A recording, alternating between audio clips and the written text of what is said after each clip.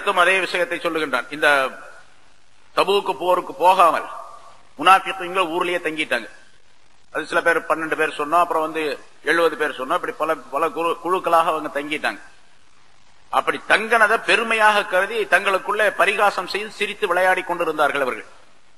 நம்ம ரசூலுல்லாஹி ஸல்லல்லாஹு அலைஹி வஸல்லத்தை ஏமாத்திட்டோம், அவங்கள சொல்லிட்டு அவங்களுக்கு மாத்தமா நம்ம ஊர்லயே தங்கிட்டோம், சில பொய் காரணங்களை சொல்லி நம்ம ஊர்லயே தங்கக்கூடிய ஒரு சூழ்நிலையை உருவாக்கி கொண்டோம் என்பதாக சொல்லி நாங்க பெரிய அந்த சாதனை செய்ததாக நினைத்து ரசூலுல்லாஹி ஸல்லல்லாஹு அலைஹி வஸல்லம் அவர்களோட போகாம ஊர்லயே தங்கிட்டாங்க. அவர்களை பற்றி அல்லாஹ் தஆலா சொல்லுகின்றான். அவங்களுடைய நிலை என்ன அப்படிங்கிறது. ஃபரிஹல் முகல்லஃபூன பிமக்அதிஹிம் ഖിലാഫ ரசூலில்லாஹ், அல்லாஹ்வுடைய ரசூலுக்கு அல்லாஹ்வுடைய தூதருக்கு மாற்றமாக தாங்கள் ஊரிலேயே தங்கிக் கொண்டார்களே, அப்படிப்பட்ட பின்தங்கியவர்கள், ஊரிலேயே தங்கியவர்கள், போருக்கு போகாமல் தங்கியவர்கள் மகிழ்ச்சி அடைகின்றார்கள். அவங்க சந்தோஷப்படுறாங்க. நம்ம தங்கிட்டோம், ரசூலுல்லாஹி ஸல்லல்லாஹு அலைஹி வஸல்லம் அவர்களை ஏமாத்திட்டோம், அவங்களுக்கு பொய் காரணங்களை சொல்லி நம்ம ஊர்லயே தங்கிட்டோம் அப்படின்னு சொல்லிட்டு போருக்கு போகாம தங்களை தற்காத்துக் கொண்டதாக பெருமை அடிக்கின்றார்களோ, பரிகாசம் செய்கின்றனர், அதாவது மகிழ்ச்சி அடைகின்றார்கள். அவர்கள் ஃபரிஹல் முகல்லஃபூன், பின்தங்கியவர்கள் மகிழ்ச்சி அடைகின்றார்கள். எதனால மகிழ்ச்சி அடைகிறார்கள்? பிமக்அதிஹிம், அவர்கள் தங்கிவிட்ட காரணத்தினால். ഖിലാഫ ரசூலில்லாஹ், அல்லாஹ்வுடைய ரசூலுக்கு மாற்றம் செய்து தங்கிவிட்ட காரணத்தால் மகிழ்ச்சி அடைகிறார்கள்.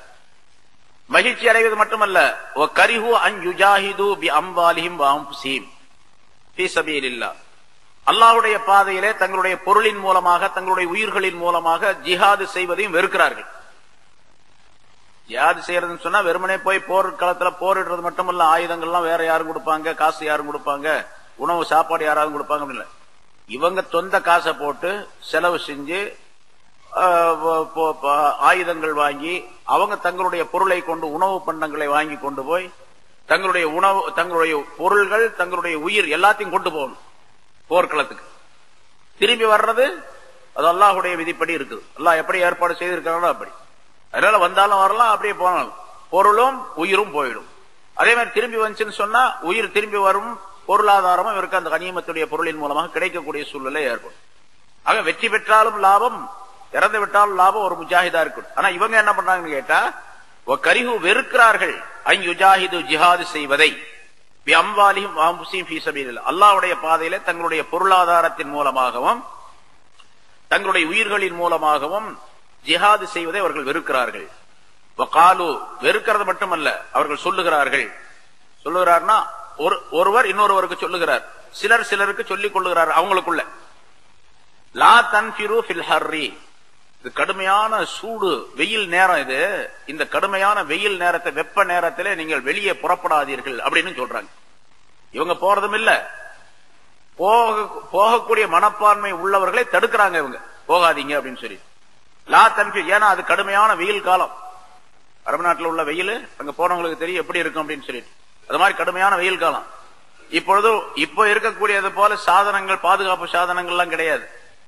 என்ன பாலைவனம், அதுவும் தபூக்கு போர் என்பது ஹிஜ்ரி 9வது 8வது வருஷம் நடந்தது. ஹிஜ்ரி 9வது நடந்தது. 9வது ஆண்டு கடுமையான அந்த வெயில் நேரத்தில் ரசூலுல்லாஹி ஸல்லல்லாஹு அலைஹி வஸல்லம் போருக்கு போறாங்க. மதீனாவிலிருந்து கிட்டத்தட்ட ஒரு இப்ப இருக்க 850 கிலோமீட்டர் இருக்கும், 900 கிலோமீட்டர் கிட்டத்தட்ட இருக்கும் தபூக்ங்கிறது. இப்போ அது அரபு நாடு சேர்ந்ததுதான், சவுதி சேர்ந்ததுதான். அந்த தபூக் என்ற இடத்துல போர் செய்வதற்காண்டி ஸல்லல்லாஹு அலைஹி வஸல்லம் போனாங்க. 30,000 படைகளை கொண்டு சென்றார்கள். ஆனா அந்த இடத்துல போர் நிகழவில்லை. முன்னால் சரித்திரம் சொல்லி இருக்கிறோம். ரசூலுல்லாஹி ஸல்லல்லாஹு அலைஹி வஸல்லம் அந்த இடத்துல போய் 20 நாள் தங்கி இருந்தாங்க. அக்கம் பக்கத்தில் இருக்கக்கூடியவர்களுக்கெல்லாம், அந்த கிராமங்களுக்கெல்லாம் இஸ்லாத்தினுடைய அழைப்பு கொடுத்தார்கள். சிலர் அதுக்கு கட்டுப்பட்டார்கள், சிலர் அதற்கு பணிந்து விட்டார்கள் அப்படின்லாம் வரலாறு சொல்லப்பட்டு இருக்கின்றது. சரி, அங்கே ரோமாபுரியைச் சேர்ந்த ரோம் நாட்டு மன்னன் 2 லட்சம் படைகளோடு அங்கே காத்திருக்கின்றான், இஸ்லாத்தையும் முஸ்லிம்களை அழிப்பதற்காக வேண்டி அப்படிங்கிற செய்தி கிடைச்சதுனால ரசூலுல்லாஹி ஸல்லல்லாஹு அலைஹி வஸல்லம் அந்த போருக்கு போனாங்க. 30,000 படைகளை கொண்டு போனாங்க. ஆனா அங்க போர் நடக்கல. அந்த ரோமாபுரியுடைய ஆள்கள், அந்த படை வீரர்களும் வரவே இல்லை. ஸல்லல்லாஹு அலைஹி வஸல்லம் அந்த இடத்துல காத்திருந்துட்டு இப்படி வந்தா, அதாவது முஸ்லிம்கள் நாம் போர் தொடுத்தாலும் கூட முஸ்லிம்கள் தயாராக இருக்கின்றார்கள் நம்ம இடத்தில் போரிடுவதற்கு என்று அந்த அரசனுக்கு தெரிய வேண்டும். ஏன்னா அந்த காலத்துல மிகப்பெரிய வல்லரசுகளாக இருந்தவை 2-3 இருந்துச்சு. ரோமாபுரி அரசு ஒண்ணு, அதே மாதிரி எகிப்திய அரசு, பாரசீக மன்னன், இவங்க எல்லாம் மிகப்பெரிய வல்லரசுகளாக இருந்தார்கள் அந்த காலத்துல. இப்ப அமெரிக்காவும் ரஷ்யாவும் இருப்பதை போல அந்த காலத்துல இருந்தது. அவர்களையும் கூட ரசூலுல்லாஹி ஸல்லல்லாஹு அலைஹி வஸல்லம் குறைந்த படையினரை வைத்துக் கொண்டு எதிர்த்தார்கள். ஏன்னா இஸ்லாத்திற்கு அழிவு வந்து விடக்கூடாது என்பதற்காக ஜிஹாது செஞ்சாங்க. சரி, இப்ப இந்த முனாஃபிகீன்கள் போகல, வெறுத்தார்கள் என்பது மட்டுமல்ல, அடுத்தவரையும் போகக்கூடாது அப்படின்னு தடை செய்யறாங்க. காலு லா தன்ஃபிரு ஃபில் ஹர், உஷ்ணமான காலத்திலே நீங்கள் வெளியே புறப்படாதீர்கள், போகாதீர்கள் என்றும் அவர்கள் ஒருவருக்கொருவர் சொல்லிக் கொண்டார்கள். நபியே, அவங்கள பார்த்து நீங்க சொல்லுங்க, கொல் நபியே சொல்லுங்கள், நாரு ஜஹன்னம அஷத்து ஹர்ரா, நீங்க இந்த போருக்கு வராம அல்லாஹ் ரசூலுடைய சட்டத்துக்கு சொல்லுக்கு மாற்றமாக நடந்தீங்க அப்படின்னு சொன்னா மௌத்துக்கு பின்னால நரகம் கிடைக்கும். நரகம் எப்படிப்பட்டது தெரியுமா? இதை விட கடுமையான சூடு உள்ளது. அப்படியே சொல்லிவிடுங்கள், தெரிவித்து விடுங்கள், நாரு ஜஹன்னம அஷத்து ஹர்ரா, ஜஹன்னமுடைய நரகத்தினுடைய நெருப்பு இதை விட கடினமான சூடு உடையது. லவ்கானு யஃப்கஹூன், அவர்கள் இதை விளங்கணுமே, விளங்கணும், விளங்கி இருந்தால் நன்றாக இருக்குமே, விளங்கினால் நன்றாக இருக்குமே என்ற கருத்தில் அல்லாஹ் விளங்க வேண்டுமே என்று அல்லாஹ் சொல்ற. ஏன்னா நரகத்தினுடைய நெருப்பு நிறைய விஷயங்கள் நரகத்தை பத்தி நிறைய சொல்லி இருக்குது. பலர் சொன்னாங்க, உங்களுடைய இந்த நெருப்பை விட 70 மடங்கு அதிகமான உஷ்ணம் உள்ளது நரகத்தினுடைய நெருப்பு அப்படின்னு சொன்னாங்க. உலகத்துல எவ்வளவு நெருப்புடைய சூடு என்ன, அது மாதிரி 70 மடங்கு அதிகமாக உள்ளது. இங்க உள்ள நெருப்பே எந்த பொருளை கொண்டு எரிக்கிறோமோ அதுக்கு தகுந்த மாதிரி அந்த நெருப்புடைய சூடு இருக்கும். சாதாரண காட்டு மரத்துல நெருப்பு வச்சு எரிச்சோம் சொன்னா அந்த நெருப்பு அவ்வளவு சூடு இருக்காது. சில மரங்கள் இருக்குது, இந்த இதுல இருக்க யூக்கலிப்டஸ் மரம் இருக்குது பாருங்க, ஊட்டியில இருக்கு, இங்க நிறைய வச்சிருக்காங்க. அந்த மரம் தைல மரம்னு சொல்லுவாங்க. அதுல தைலத்துடைய அந்த இதுகள்லாம் இருக்கும். அதே மாதிரி வேப்ப மரம், இப்படி சில எண்ணெய் சத்து மிக்க மரங்கள் இருக்கு. அதை நெருப்புல வச்சு கொளுத்தீங்கன்னு சொன்னா அதிகமான சூடு இருக்கும் அதுல. அதே மாதிரி இப்ப நம்ம பாக்குறோம் கேஸ் அடுப்பு இருக்குது, கேஸ்ல மூலமாக எரியக்கூடிய நெருப்பு, அது விறகை விட அதிகமான சூடு இருக்கும் அதுல, இல்லையா? இப்ப நம்ம பாக்குறோம் ரொம்ப சீக்கிரமா சமையல்லாம் ஆயிடுது. காரணம் என்ன கேட்டா சூடு அதிகம். அதுக்கு எவ்வளவு சூடு உலகத்துல இருந்தாலும் கூட கடுமையான சூடு என்று எதை சொல்லுகின்றோம் உலகத்துல, இது மாதிரி 70 மடங்கு அதிகமான நெருப்பு. சஹாபாக்கள் கேட்டார்கள், யார ரசூலல்லாஹ், ஒருத்தர தண்டனை கொடுக்கணும்னு சொன்னா இந்த நெருப்பே போதுமே, இந்த நெருப்பே தாங்க முடியாது இல்லையா, இந்த நெருப்பே போதுமே. ஸல்லல்லாஹு அலைஹி வஸல்லம் பதில் திருப்பி அதையே சொன்னாங்க, இல்ல இல்ல, உங்களுடைய இந்த நெருப்பை விட 69 மடங்கு அதிகமான சூடு உள்ளது அப்படின்னு சொன்னாங்க. 70 மடங்குன்னு சொன்னா இது சேர்த்து 70, மொத்தம் 69 அதிகமா இருக்குன்னு அர்த்தம். இன்னொரு கருத்து இப்படி சொல்லப்பட்டிருக்குது, 70 மடங்கு அதிகம் அப்படின்னு சொன்னா நரகத்தினுடைய நெருப்பு ஒரு துண்டு எடுத்து, நரகத்தினுடைய நெருப்பு கங்கு ஒன்றை எடுத்து தண்ணீர்ல போட்டு முக்கி எடுத்து, அதுக்கு பிறகு தண்ணீர் நினைச்சு, அதுக்கு பிறகு தண்ணீர் நினைச்சு, இப்படி 69 தடவை நினைச்சு எடுத்தா அந்த நெருப்ப 70வது தடவையில எவ்வளவு சூடு இருக்குமோ அவ்வளவு சூடுதான் இந்த உலகத்தினுடைய நெருப்பு அப்படி சொல்லப்பட்டிருக்கு. 70 அப்படிங்கிறது இப்படி சொல்ற. ஆனா அந்த நெருப்பை அணைக்கிறதுக்கு உலகத்துல எந்த தண்ணியும் கிடையாது, எந்த பொருளும் கிடையாது. இங்க உள்ள நெருப்பை அணைச்சிடலாம், அங்க உள்ள நெருப்ப நரகத்தினுடைய நெருப்பை அணைக்க முடியாது. நரகத்துடைய நெருப்பை அணைக்கிறதுன்னு சொன்னா அதற்கு ஈக்குவலான, அதற்கு சரிசமமான ஒரு சூடு, ஒரு நெருப்பு தேவை. அந்த நெருப்பு ஈமானுடைய நெருப்பு. அதுக்கு ஈமானுடைய நெருப்புன்னு சொல்லக்கூடாது. நார் அப்படின்னு சொன்னா நெருப்பு, நூர் அப்படின்னு சொன்னா ஒளி. ஈமானுக்கு பேர், ஈமானுடைய வெளிச்சத்துக்கு பேர் நூறுன்னு சொல்லுவோம், நெருப்பினுடைய அந்த வெளிச்சத்துக்கு பேர் நார்ன்னு சொல்லுவோம். குர்ஆன்ல ரெண்டு சொல்லப்பட்டிருக்கு, நூர் நார் அப்படின்னு சொல்லி. இந்த நரகத்தினுடைய அந்த நார் அதை அணைக்கணும் அப்படின்னு சொன்னா ஈமானுடைய நூறு வேணும். அந்த நூரை கொண்டுதான் அணைக்க முடியும். கியாமத் நாள்ல அந்த நரகத்தினுடைய முதுகின் மீது தான், அதனுடைய மேல் பகுதியில தான் சிராத்துல் முஸ்தகீம் பாலம் போடப்பட்டிருக்கும். அதை கடந்து போகணும். போகும் பொழுது சரியான நல்ல மூமினாக இருந்தால் அவருடைய ஈமானுடைய பிரகாசம் ரொம்ப அதிகமா இருக்கும், நூறானியத் அதிகமா இருக்கும். அப்ப கீழே அந்த இவர் நரக பாலத்துக்கு மேல போகும்போது கீழே நெருப்பு இருக்கும், அந்த நரக நெருப்பு இருக்கும். அந்த நெருப்பு சொல்லும், யா ஜுஸ் யா மூமின் ஃபகத் அத்ஃபஅ நூருக லஹபி அப்படின்னு சொல்லுமா.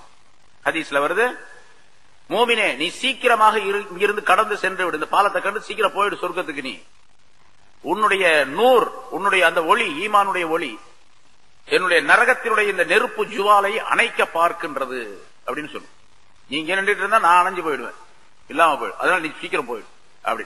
இப்ப நரகத்தை அணைக்கக்கூடிய ஒரு ஒளி, ஒரு பிரகாசம் எங்க, பொருள் எங்க இருக்குன்னு ஈமான்ல இருக்குது. ஈமான் யார் வச்சிருக்கிறாங்களோ அவங்க எல்லாம் நரகத்துக்கு போக மாட்டாங்க. அதனால இப்படி சொல்லப்படும், மன் கான மஅல்லாஹி லா யுஹர்ரிகுஹு ஷைஉன், எவர் அல்லாஹ்வுடன் இருக்கின்றாரோ அவரை எந்த பொருளும் எதுவும் செய்யாது, கரிக்காது, எந்த பொருளும் கரித்து விடாது. அல்லாஹ்வுடன் இருக்கின்றார். அப்ப அதனால என்ன பண்ணணும், அல்லாஹ்வுடன் இருக்கக்கூடிய வாய்ப்பை உருவாக்கி கொள்ள வேண்டும். அல்லாஹ்வுடன் இருக்கிறதுன்னு சொன்னா ரசூலுடன் இருக்கணும். ரசூலுடன் இருக்கணும்னு சொன்னா ரசூலுல்லாஹி ஸல்லல்லாஹு அலைஹி வஸல்லம் சொன்னதெல்லாம் கேட்கணும். அப்படி இருந்தா ரசூலுடன் இருக்க, ரசூலுடன் இருந்தா அல்லாஹ்வுடன் இருக்காருன்னு அர்த்தம். குன் மஅல்லாஹ், அல்லாஹ்வுடன் நீ ஆயிடு. வ இல்லம் தகுன் மஅல்லாஹ், அல்லாஹ்வுடன் நீ இருக்க முடியாது என்று உனக்கு தெரிந்தால், அல்லாஹ்வுடன் இருக்க முடியாது, அதான் அல்லாஹ்வுடைய கட்டளைகளை பரிபூர்ணமா விளங்க முடியாது அப்படின்னு இருந்தா, யாரு விளங்கி இருக்கிறாங்களோ அவங்களோட சேர்ந்துரு. நீ பாட்டுக்கு ஒரு ரூட்ல தனியா ரூட் அமைச்சுக்கிட்டு போயிட்டு இருக்காது. அல்லாஹ்வுடைய கட்டளைகளை யார் விளங்கி இருக்காங்க அவங்களோட குன் மஅல்லாஹ், அல்லாஹ்வுடன் நீ இரு. வயில்லம் தக்குன் மஅல்லாஹ், அல்லாஹ்வுடன் நீ இருக்க முடியவில்லை என்று சொன்னால் பக்குன் மஅமன் கான மஅல்லாஹ், அல்லாஹ்வுடன் யார் இருக்கிறா அவளோட நீ இரு என்பதா சூஃபியாக்கள் சொல்லுவார்கள். அதான் அல்லாஹ்வுடன் இருக்கு. அப்படி அல்லாஹ்வுடன் இருந்தவர்களுக்கு ஒரே ஒரு உதாரணம், அல்லாஹ் தஆலா ஒரு சாம்பிள், ஒரு உதாரணத்துக்காக ஒவ்வொரு நிகழ்ச்சியை உலகத்தில் நடத்தி காட்டி இருக்கின்றார். அல்லாஹ்வுடன் இருந்தவர்கள் நிறைய பேர் இருக்கிறாங்க, ஏராளமான பேர் இருக்காங்க. ஒரே ஒரு உதாரணம் சொல்லுங்க அப்படின்னு கேட்டா இப்ராஹிம் அலைஹிஸ்ஸலாம் அல்லாஹ்வுடன் இருந்தாங்க, அல்லாஹ் அவரோடு இருந்தான், அல்லாஹ்வுடன் அவர்கள் இருந்தார்கள். அதனால நெருப்புல தூக்கி போட்டான் அந்த நம்ரூத் என்பவன், அவங்கள ஒண்ணுமே செய்யல. அந்த நெருப்பு எவ்வளவு பெரிய நெருப்பு, பல மாதங்களாக அது நெருப்ப எரிச்சான். நரகத்துடைய நெருப்புக்கு இது உதாரணமாக சொல்லப்படும். உலகத்தில் உள்ள எல்லா மரங்களையும் வெட்டி எல்லா மரங்களை கொண்டு நெருப்பை மூட்டி அந்த நெருப்பு எவ்வளவு ஜுவாலை இருக்கின்றதோ அது நரக நெருப்புல 70 ஒரு பங்கு அப்படின்னு சொல்லப்படும். அதுல எவ்வளவு உஷ்ணம் வருமோ எல்லாம் சேர்ந்த நரகத்துல இருந்து அந்த இதுல இருந்து ஒரு ஜுசு, ஒரு பகுதி தான், 70 ஒரு பகுதி தான் என்பதாக சொல்லுவார். சரி, அல்லாஹ் அந்த நரக நெருப்பை அணைப்பதற்குரிய ஒரே சாதனம் ஈமான் தான். ஈமானுடைய ஒளி இருக்க வேண்டும். அதே போல ஒரு அறிஞன் கேட்டான, ரசூலுல்லாஹி ஸல்லல்லாஹு அலைஹி வஸல்லம் மேராஜுக்கு போனாங்க, இந்த வான்வெளியை கடந்து போனாங்க. இப்போ இந்த இதுல அனுப்புறாங்க பாருங்க, ராக்கெட்ல எல்லாம் அனுப்புறாங்க. அனுப்பும் போது குறிப்பிட்ட ஒரு தூரம் வரைக்கும் தான், அதுக்கு பின்னால காற்று மண்டலம், அதுக்கு பின்னால வெற்றிடம் தான், பூரா காற்று கிடையாது. சுமார் ஒரு 120 கிலோமீட்டர் வரைக்கும் என்ன நினைக்கிறேன், அது வரைக்கும் காற்று மண்டலம். அதுக்கு மேல போனா ஆட்டோமேட்டிக்கா தானா போயிட்டே இருக்கும். எந்த பாதையில உருட்டி விடுறோமோ அந்த பாதையில அது சுத்திக்கிட்டே இருக்கும், அது போயிட்டே இருக்கும். அது எப்படி இங்க இருந்து அதை இயக்குறாங்களோ அது மாதிரி அது செயல்பட்டு கொண்டு இருக்கும். அங்கிருந்து திரும்பி வரும்போது இந்த காற்று மண்டலத்துக்குள்ள நுழைஞ்சு கீழே வரணும். நிறைய ராக்கெட்டுகள், போன ராக்கெட்டுகள் எல்லாம் எரிஞ்சு போனதெல்லாம் நிறைய வரலாற்று நம்ம பேப்பர்ல நீங்க பார்த்திருப்பீங்க. காற்று மண்டலத்துக்குள்ள நுழைஞ்சு வரும் பொழுது காற்றினுடைய உராய்வு, அது வேகம், அதனுடைய வேகம் கிட்டத்தட்ட ஒரு மணிக்கு 75,000 கிலோமீட்டர் வேகத்துல வரும். ஒரு மணிக்கு 75,000 கிலோமீட்டர் வேகத்துல வருது. வரும்போது காற்று மண்டலத்துக்குள்ள நுழையும் பொழுது கடுமையான வெப்பம் ஏற்படும். அந்த வெப்பத்தின் காரணமாக அது சிதைந்து போகக்கூடிய, அந்த ராக்கெட் சிதைந்து போகக்கூடிய சூழ்நிலை ஏற்படும். அதனால அதை அந்த வெப்பத்தை தாங்கக்கூடிய அளவுக்கு அந்த சாதனங்களை எல்லாம் தயார் பண்றாங்க. அப்படி இருந்து கூட சில ராக்கெட்டுகள் எரிஞ்சு போச்சு, போனவங்க எல்லாம் செத்து போனாங்க அப்படின்லாம் நம்ம படிச்சோம். இங்க நம்ம நாட்டுடைய கல்பனா சாவ்லா அந்த பொம்பளை கூட எரிஞ்சு போனா, அவருடைய நினைவாக கூட பரிசு எல்லாம் கொடுக்குறாங்க, பாக்குறோம் நம்ம. இப்படி எல்லாம் நிறைய. அப்போ ஒரு அறிஞர் கேட்டார், ரசூலுல்லாஹி ஸல்லல்லாஹு அலைஹி வஸல்லம் மேராஜுக்கு போனாங்களே, அப்ப இந்த காற்று மண்டலத்துல போகும்போது போயிருக்கலாம், வரும்போது எப்படி அந்த வெப்பத்தை தாங்கினாங்க? இவ்வளவு பெரிய வெப்பம், ஒரு பெரும் பாதுகாப்போட மிகப்பெரிய ஆராய்ச்சியோடு செய்யப்பட்ட ஒரு களம், ஒரு விண்கலம், அதுவே எரிஞ்சு சாம்பலா போயிடுது அப்படின்னு சொன்னா ரசூல்லா வெறும் உடலோட போனாங்களே எப்படி தாங்குச்சு அப்படின்னு சொல்லி.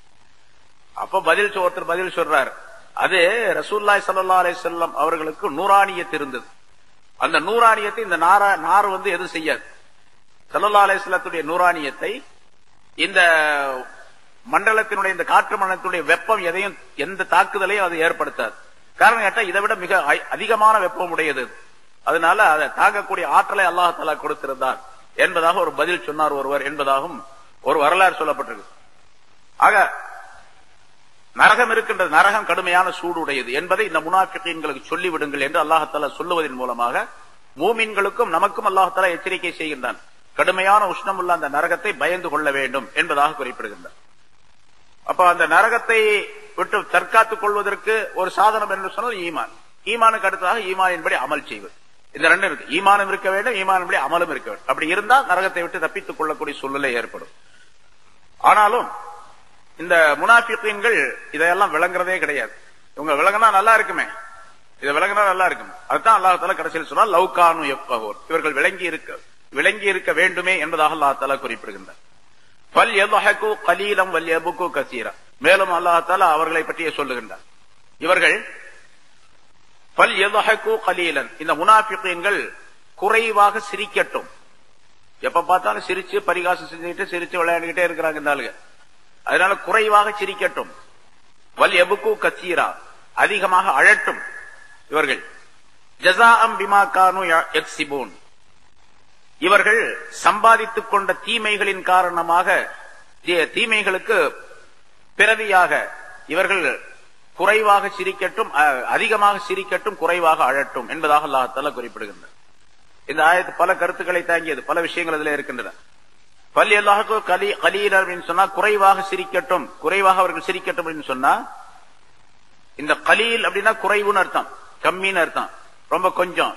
அந்த கலீல்ங்கிறது இந்த உலகத்தினுடைய வாழ்க்கையை அல்லாஹ் தஆலா குறிப்பிடுகின்றார். உலக வாழ்க்கையிலே இவர்கள் சிரித்துக் கொண்டே இருக்கட்டும். கசீர் அப்படின்னு சொன்னா அதிகம் அப்படின்னு அர்த்தம். அதிகம் சொன்னா ஆகிரத்தை குறிக்குது. ஆகிரத்தை குறித்து அல்லாஹ் தஆலா சொல்லுகின்றான்.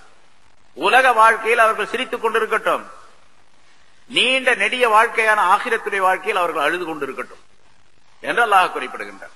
இங்க யார் சிரிக்கிறாங்களோ அங்க அழுவாங்க அதிகமா.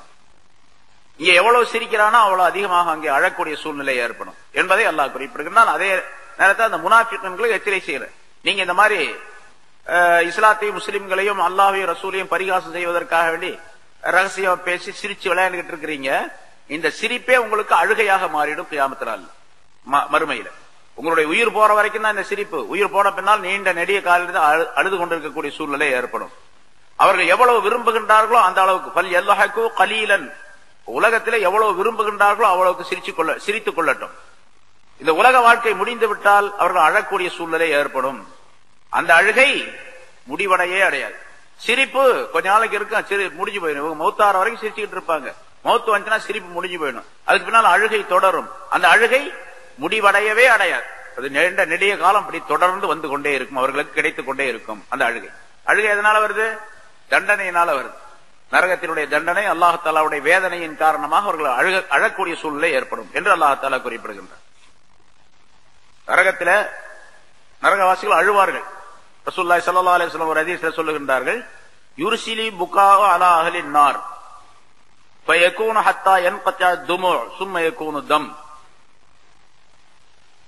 நரகவாசிகளுக்கு அல்லாஹ் தஆலா அழுகையை கொடுப்பான். அழுது கொண்டே இருப்பார்கள். அழுது அழுது கண்களிலிருந்து கண்ணீர் வடியும். கண்ணீர் ஆறாக பெருக்கெடுத்து ஓடும். நரகவாசிகளுடைய உடல் எப்படி இருக்கும் அப்படின்னு முதல்ல சொல்லியிருக்கிறோம். உடல் எவ்வளவு பெருசு இருக்கும்? இந்த உடல் இப்படி போடப்பட மாட்டாது. உடல் ரொம்ப பெருசாக படைக்கப்படும். அல்லாஹ் தஆலா படைச்சிருவான். எவ்வளவு பெருசா படைப்பா? ஒரு நரகவாசியினுடைய உடல் முழுவதையும் ஒட்டுமொத்தமாக ரசூலுல்லாஹி ஸல்லல்லாஹு அலைஹி வஸல்லம் சொல்லல இவ்வளவு பெருசு இருக்கும் அப்படின்னு சொல்லிட்டு. தனித்தனி பார்ட்டா சொல்றாங்க, தனித்தனியா. ஒரு நரகவாசியினுடைய ஒரு பல்லு உஹது மலை அளவு இருக்கும். 32 பல்லு, 32 உஹது மலை வாய்க்குள்ள இருந்துன்னா வாய் எவ்வளவு பெருசு இருக்கும்?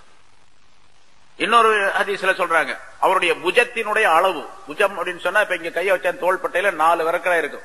4 இன்ச் இருக்குல்ல, 5 இன்ச் இருக்கு அந்த இதனுடைய ஸ்பேஸ். இந்த தோல் புஜத்துல இருந்து இந்த கழுத்து வரைக்கும் உள்ள பகுதி, அது 4 நாள் நடந்து செல்லக்கூடிய தூரம் இருக்கும் அப்படின்னு.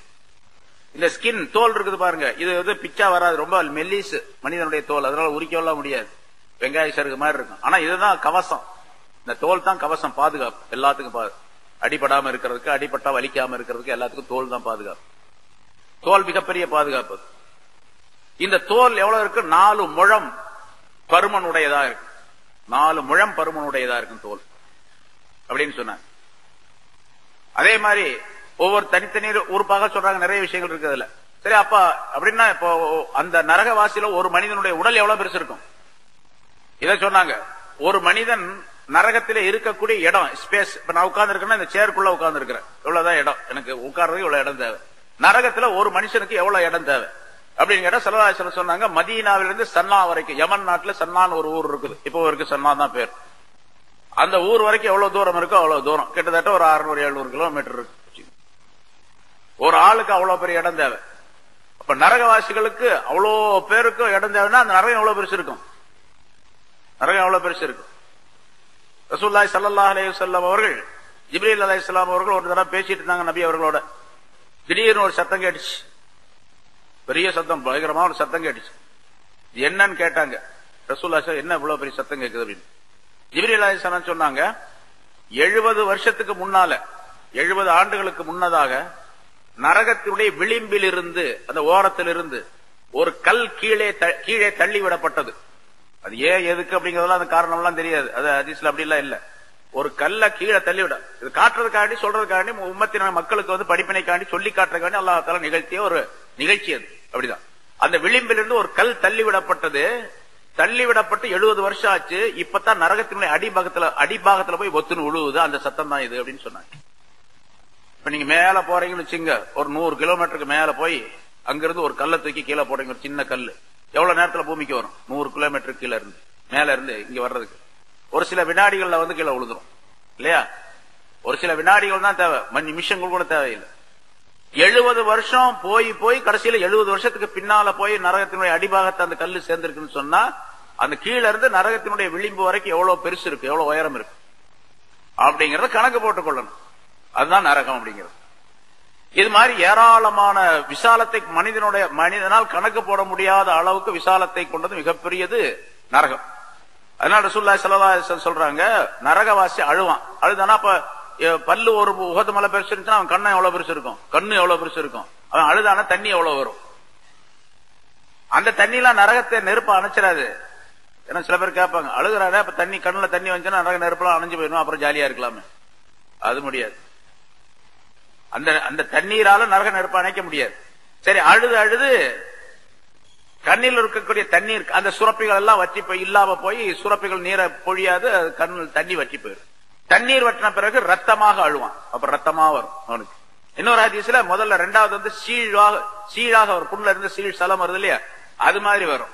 அதுக்கு பிறகு ரத்தமாக வரும்.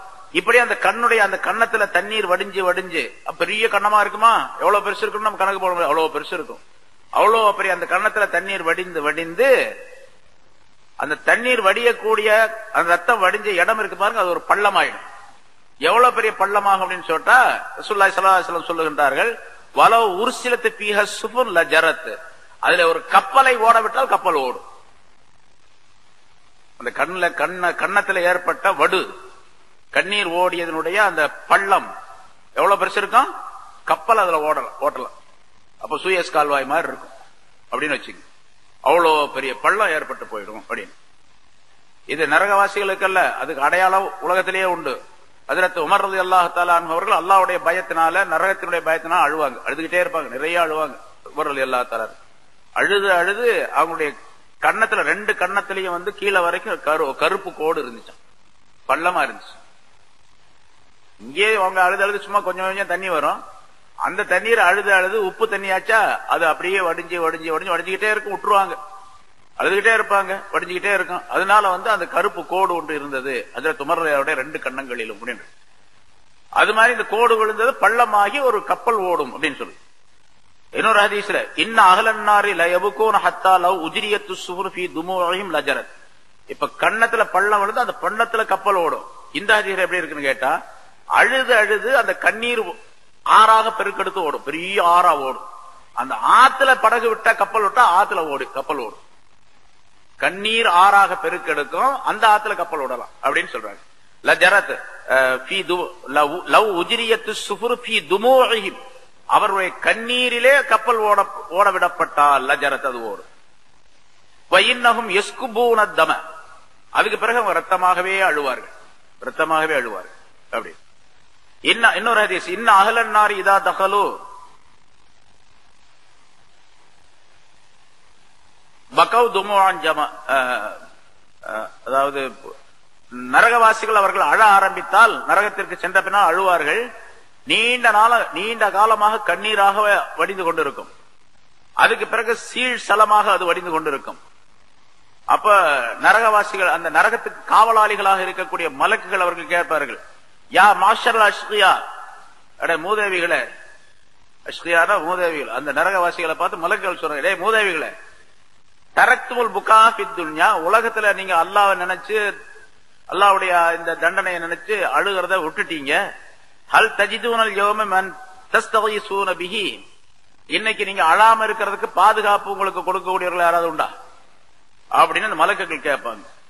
அந்த நேரத்துல இவங்க சத்தம் போட்டு, யாராவது உங்களை காப்பாற்றக்கூடியவங்க யாராவது உண்டா அப்படின்னு சொல்லி மலக்குகள் கேட்பாங்க. அந்த நரகவாசிகள் சத்தம் போட்டு கூப்பிடுவாங்க, யா மாஷரல் ஆபாஇ வல் உம்மஹாத்தி வல் அவ்லாத், எங்களுடைய தகப்பனார்களே, தந்தைகளே, தாய்களே, மக்களே, எங்களுடைய பிள்ளைகளே, குழந்தைகளே அப்படின்னு சொல்லி சத்தம் போட்டு கூப்பிடுவாங்க. நீங்க யாராவது எங்கேயாவது இருக்கிறீங்களா, எங்களுக்கு பாதுகாப்பு கொடுங்க, எங்களை காப்பாத்துங்க அப்படின்னு சொல்லி சத்தம் போடுவாங்க. இப்படி சொல்லுவாங்க, ஹரஜ்னா மினல் குபூரி ஐதாஷா, நாங்கள் கபர்ல இருந்து எந்திரிக்கும் போது தாகம் உள்ளவர்களாக எந்திரிச்சோம். குன்னா தூலல் மௌகிஃபி ஐதாஷா, மஹ்ஷர் மைதானத்தில் நீண்ட அந்த பெருவழியில நாங்கள் நின்று நின்று கால் கடுத்து நாங்க அப்போதும் தாகம் உள்ளவர்களாக இருந்தோம். நாங்க இப்பொழுதும் கடுமையான தாகம் உள்ளவர்களாக இருக்கின்றோம். அதாவது இவங்க தங்களுடைய தாய்களை, தந்தைகளை, பிள்ளைகளை கூப்பிடுறது சொர்க்கத்துல அவங்க இருப்பாங்க அப்படின்னு நினைச்சுக்கிட்டு, சொர்க்கவாசிகள் இருக்கிறீங்க, நீங்க எங்களுக்கு கொஞ்சம் ஏதாச்சும் கொடுங்கன்னு கேட்பாங்க. ஏதாச்சும் தண்ணி கொஞ்சம் கொடுங்க எங்களுக்கு. அல்லாஹ் தஆலா குர்ஆன்ல வேறொரு இடத்துல இந்த ஆயத்தை சொல்லி காட்டுகின்றான். நரகவாசிகள் சொர்க்கவாசிகள்கிட்ட பார்த்து கேட்பாங்க, உங்களுக்கு அல்லாஹ் தஆலா கொடுத்திருக்கக்கூடிய அந்த தண்ணி எங்களுக்கு கொஞ்சம் கொடுங்க, கொடுத்திருக்கக்கூடிய ரிஸ்க் எங்களுக்கு கொஞ்சம் கொடுங்கன்னு கேட்பாங்க. அவங்க சொல்லுவாங்க, இல்ல இல்ல, இந்த ரெண்டுமே உங்களுக்கு அல்லாஹ் ஹராமாக்கி வச்சிருக்கலாம் அப்படின்னு சொல்லிடுவாங்க. அதே ரசூலுல்லாஹி ஸல்லல்லாஹு அலைஹி வஸல்லம் ஹதீஸில் சொல்றாங்க, உங்களுக்கு கொடுத்ததை எங்களுக்கு கொடுங்கள் என்பது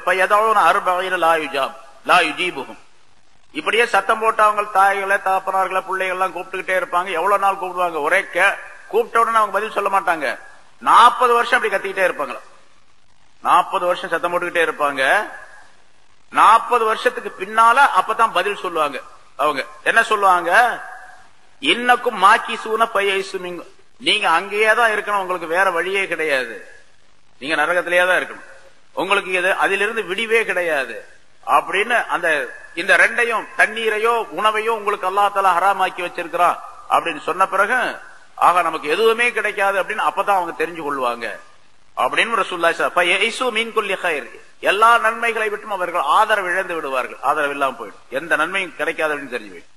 அதனால உலகத்தில் இருக்கும் பொழுது முனாஃபிகீன்களுக்கு அவர்கள் இந்த உலகத்தில் சிரிச்சுக்கிட்டு இருக்கிறாங்க, அதுக்கு தண்டனை என்ன தெரியுமா, நீண்ட காலம் நெடிய காலம் அழக்கூடிய சூழ்நிலை ஆகிரத்தில் ஏற்படும் அப்படின்னு சொல்லிட்டு ரசூலுல்லாஹி ஸல்லல்லாஹு அலைஹி வஸல்லம் அவர்கள் சொன்னாங்க, அல்லாஹ்வுடைய அச்சத்தின் காரணமாக இந்த உலகத்தில் நீங்கள் அழுது கொள்ளுங்கள், ஒபுக்கு, நீங்கள் அழுங்கள். உங்களால் அழ முடியாவிட்டால், சில பேருக்கு நினைச்ச உடனே சும்மா அப்படின்னு சொன்ன உடனே கண்ணீர் வந்துடும், சில பேருக்கு வராது. அதனால அவருக்கு வறண்ட நெஞ்சம் அப்படின்னு அர்த்தம் இல்ல, அவருடைய இயற்கை அப்படி வரல அப்படின்னு வச்சுங்க. யா யுஹன்னா சுபுக்கு, மனிதர்களை நீங்கள் அழுங்கள்.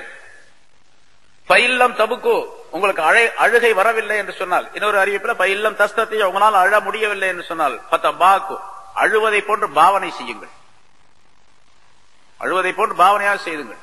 அப்ப தொழுவும் பொழுது, இது துஆ கேட்கும் பொழுது, ஜிக்ர் செய்யும் பொழுது அழுக வரணும். அழுக வரலன்னு சொன்னா அழுவதை போன்று பாவனையாவது செய்யும். தொழும் பொழுது அழுக வரணும் அப்படின்னு சொன்னா, தொழுகையில சில ஆயத்துகள் நரகம் சம்பந்தமாக, அல்லாஹ்வுடைய தண்டனை சம்பந்தமாக இப்படி எல்லாம் ஆயத்துகள் வருது. அந்த ஆயத்துக்கள் அர்த்தம் தெரிஞ்சிருக்கணும், அர்த்தம் தெரிஞ்சா அழுக வரும். அழுக வரலன்னா அழுவதை போன்று உள்ள பாவனையாவது அந்த இடத்துல இருக்கு, பாவனை செய்யும். பையன் அகலன்னார் எபுக்கோன பின்னார், நரகவாசிகள் நரகத்திலே அழுது கொண்டே இருப்பார்கள், அழுது கொண்டே இருப்பார்கள். ஹத்தா யசீர துமுரம் ஃபீ வுஜூஹி, அவருடைய அந்த கண்ணீர்கள் எல்லாம் கண்ணங்களிலே, அவருடைய முகங்களிலே, கண்ணங்களிலே வழிந்தோடக்கூடிய நிலையிலே, அதுக்கு பின்னால் ரத்தமாக அவர்கள் அழுவார்கள் என்றும் அந்த ஹதீஸ்ல சொன்னாங்க. எந்த அளவுக்கு ஆகிரத்தை பற்றி, அல்லாஹ்வை பற்றி நினைவு இருக்கின்றதோ, ஞானம் இருக்கின்றதோ, அறிவு இருக்கின்றதோ, அந்த அளவுக்கு தான் இந்த விஷயங்கள்லாம் வரும். அதாவது அழுகக்கூடிய சூழ்நிலை, எந்த இடத்துல சிரிக்கணும், எந்த இடத்துல அழணும் அப்படிங்கிறது. அழுகை வரணும் அப்படின்னு சொன்னா அல்லாஹ்வை பற்றி, ரசூலை பற்றி, தீனை பற்றி, மார்க்கத்தை பற்றி, தர்கத்தை பற்றி, சொர்க்கத்தை பற்றி, ஆகிரத்தை பற்றி உள்ள விஷயங்கள் எல்லாம் தெரியும், தெரிஞ்சாதான் இந்த வரும். அதனால ரசூலுல்லாஹி ஸல்லல்லாஹு அலைஹி வஸல்லம் சொன்னாங்க, லவ் தஅலமூன மா அலமு, எனக்கு தெரிந்த அளவுக்கு உங்களுக்கு தெரிந்தால், நான் என்ன விளங்கி இருக்கிறேன்னு அதை நீங்க விளங்கினா, லஹிக்தும் கலீலன் வல பகைத்தும் கஸீரா, நீங்கள் குறைவாக சிரிப்பீர்கள், அதிகமாக அழுவீர்கள். எல்லா உலக மக்கள் எல்லாத்துக்கும் தான் சொல்றாங்க, மூமின்களுக்கு குறிப்பாக சொல்றாங்க. நான் தெரிஞ்சிருக்க அளவு நீங்க தெரிஞ்சிருந்தீங்கன்னா, ரசூலுல்லாஹி ஸல்லல்லாஹு அலைஹி வஸல்லம் தெரிஞ்ச அளவு நமக்கு, ரசூலுல்லாஹி ஸல்லல்லாஹு அலைஹி வஸல்லம் தெரிஞ்சா எவ்வளவு தெரிஞ்சிச்சோ அதை வச்சு ரசூலுல்லாஹி ஸல்லல்லாஹு அலைஹி வஸல்லம் அழுதுகிட்டு இருந்தாங்க. என்ன அழுதாங்க, நிறைய அழுதாங்க அப்படிங்கிற சரித்திரம் நிறைய இருக்கு. கான ஹசீனன் ஸல்லல்லாஹு அலைஹி வஸல்லம் எப்பவுமே கவலை தோய்ந்த முகத்துடன் இருப்பார்கள் அப்படின்னு வந்திருக்குது ஹதீஸ்ல. ஆமா, நமக்கு அந்த மாதிரி தெரிஞ்சுன்னு சொன்னா கொஞ்சம் கூட சிரிக்கவே மாட்டோம். பூரா அழுதுகிட்டே இருப்போம். ரசூலுல்லாஹி ஸல்லல்லாஹு அலைஹி வஸல்லம் அவர்களுக்கு அதை தாங்கிக் கொள்ளக்கூடிய சக்தி, அவர்கள் எந்த நோக்கத்திற்காக அனுப்பப்பட்டார்களோ அதை பிரச்சாரம் செய்து மக்களுக்கு மத்தியில் அதை சொல்லக்கூடிய நிலை அல்லாஹ் தஆலா உருவாக்கி வச்சிருந்தா, அதனால அதை செஞ்சுக்கிட்டு இருந்தாங்க. அந்த நேரத்தில் கொஞ்சம் கொஞ்சம் அந்த இதை விட்டுட்டு இருந்தாங்க, அடுக்கிறத கவலைப்படுறதை விட்டுட்டு இருந்தாங்க. மற்ற நேரங்களை பூரா கவலைப்பட்டாங்க, அழுதாங்க என்பதாக வருகிறது. இரவு நேரங்கள் ஆயிஷா ரலியல்லாஹு தஆலா சொல்றாங்க, ஸல்லல்லாஹு அலைஹி வஸல்லம் அல்லாஹ்வை பயப்படுவதன் காரணமா அவருடைய நெஞ்சத்திலிருந்து ஒரு விதமான சத்தம் வரும். அந்த சத்தம் எப்படி இருக்குன்னு கேட்டா, அடுப்புல எண்ணெய் சட்டி வச்சு கொதிக்க வச்சா எண்ணெய் கொதிக்குது பாருங்க தளபுலன்னு, அந்த மாதிரி அவருடைய நெஞ்சுக்குள்ள இருந்து சத்தம் வரும். அது நான் கேட்டேன் அப்படிங்கிறாங்க. நெஞ்சுக்குள்ள இருந்து சத்தம் வெளியே உள்ளவருக்கு கேட்கணும்னா எவ்வளவு இருக்கும் அந்த சத்தம்? அல்லாஹ்வுடைய பயத்தின் காரணமாக ரசூலுல்லாஹி ஸல்லல்லாஹு அலைஹி வஸல்லம் நெஞ்சுக்குள்ள இருந்து வந்த சத்தம் அப்படிங்கிறாங்க. சரி, நீங்க எனக்கு நான் தெரிஞ்ச அளவு நீங்க தெரிஞ்சிருந்தா குறைவாக சிரிப்பீர்கள், அதிகமாக அழுவீர்கள். வமா தலzzத்தும் பின்னிஸாஇ அலல் ஃபுர்ஷாத்தி, நீங்கள் உங்கள் மனைவியரோடு படுக்கைகளை நீங்கள் இன்பம் அனுபவிக்க மாட்டீர்கள். அவ்வளவு பெரிய கவலை வந்துடும். அது மட்டுமல்ல, வல ஹரஜ்தும் இல ஸோதாத்தி, காடுகளுக்கு நீங்கள் போய் சென்று ஓடி போயிருப்பீர்கள். தஜ்அரூன இலல்லாஹ், அல்லாஹ்வின் பக்கம் போய் சேருவதற்காக வேண்டி, அல்லாஹ்வின் பக்கம் நீங்கள் அணுகுவதற்காக வேண்டி, அவனிடத்தில் ஒன்றி போவதற்காக வேண்டி நீங்கள் காடுகளின் பக்கம் ஓடி சென்று இருப்பீர்கள் என்றும் சொன்னார். நான் தெரிஞ்ச அளவுக்கு நீங்க தெரிஞ்சிருந்தீங்க. சரி, அதனால சிரிக்கவே கூடாதா? சிரிக்கலாம், தேவைப்பட்ட நேரத்தில் சிரிக்கலாம். எவ்வளவு தேவையோ தேவைப்பட்ட நேரத்தில் தேவைப்பட்ட. எப்படி சிரிக்கணும்? சிரிக்கிறது வெடி சிரிப்பாக, அதாவது சத்தமிட்டு சிரிக்கிறதாக இருக்கக்கூடாது. சிரிக்கக்கூடிய நிலை வந்துச்சுன்னா புன்னகை. ரசூலுல்லாஹி ஸல்லல்லாஹு அலைஹி வஸல்லம் அவர்கள் புன்னகை தவிர சத்தமிட்டு சிரித்ததே கிடையாது. சில நேரங்களில் சில அதிசயமான நிகழ்வுகள் சொல்லும் பொழுது ரசூலுல்லாஹி ஸல்லல்லாஹு அலைஹி வஸல்லம் கடவாய்ப்பல் தெரியக்கூடிய அளவுக்கு சிரித்தார்கள். அப்படின்னா வாயை திறந்தாங்க, பல்லு தெரிஞ்சிச்சு அப்படின்னு அர்த்தம் தான். சத்தம் கிடையாது. ஒரு மூமினான மனிதன் சத்தமிட்டு சிரிக்கவே மாட்டான், சத்தம் போட்டு சிரிக்கவே கூடாது. இதனால பல சஹாபாக்கள் சிரிக்கிறதே கிடையாது. ஹஜ்ரத் ஹசன் பஸ்ரி ரஹ்மத்துல்லாஹி அலைஹி அவர்கள் சிரிக்கவே மாட்டாங்க, சிரிக்கிறதே கிடையாது. அவங்க என்ன நிகழ்ச்சி ஏற்பட்டாலும் சரி, என்ன அதிசயமா இருந்தாலும் சரி, சிரிக்க மாட்டாங்க. இப்னு சீரீன் ரஹ்மத்துல்லாஹி அலைஹி என்ற ஒரு தாபியீன், அவங்க அந்த காலத்துல உள்ளவங்க தான். அவங்க சொன்னாங்க, அவங்க சிரிப்பாங்க. அவங்க சிரிக்க மாட்டேங்கிறாங்க, நீங்க சிரிக்கிறீங்களே அப்படின்னு கேட்டா இப்படி சொல்லுவாங்க, சிரிக்க வைக்கிறதோ அழுக வைக்கிறதோ அல்லாஹ் தஆலாவுடைய வேலை. அல்லாஹ் குர்ஆன்ல சொன்னான், அல்லாஹ்ஹக வஅபுகா, அவன் தான் சிரிக்க வைக்கின்றான், அவன் தான் அழ வைக்கின்றான். அல்லாஹ் தான் சிரிக்க வைப்பதும் அல்லாஹ் தான், அழ வைப்பதும் அல்லாஹ் தான். நான் சிரிக்கிறேன், அல்லாஹ் சிரிக்க வைக்கிறேன், சிரிக்கிறேன்.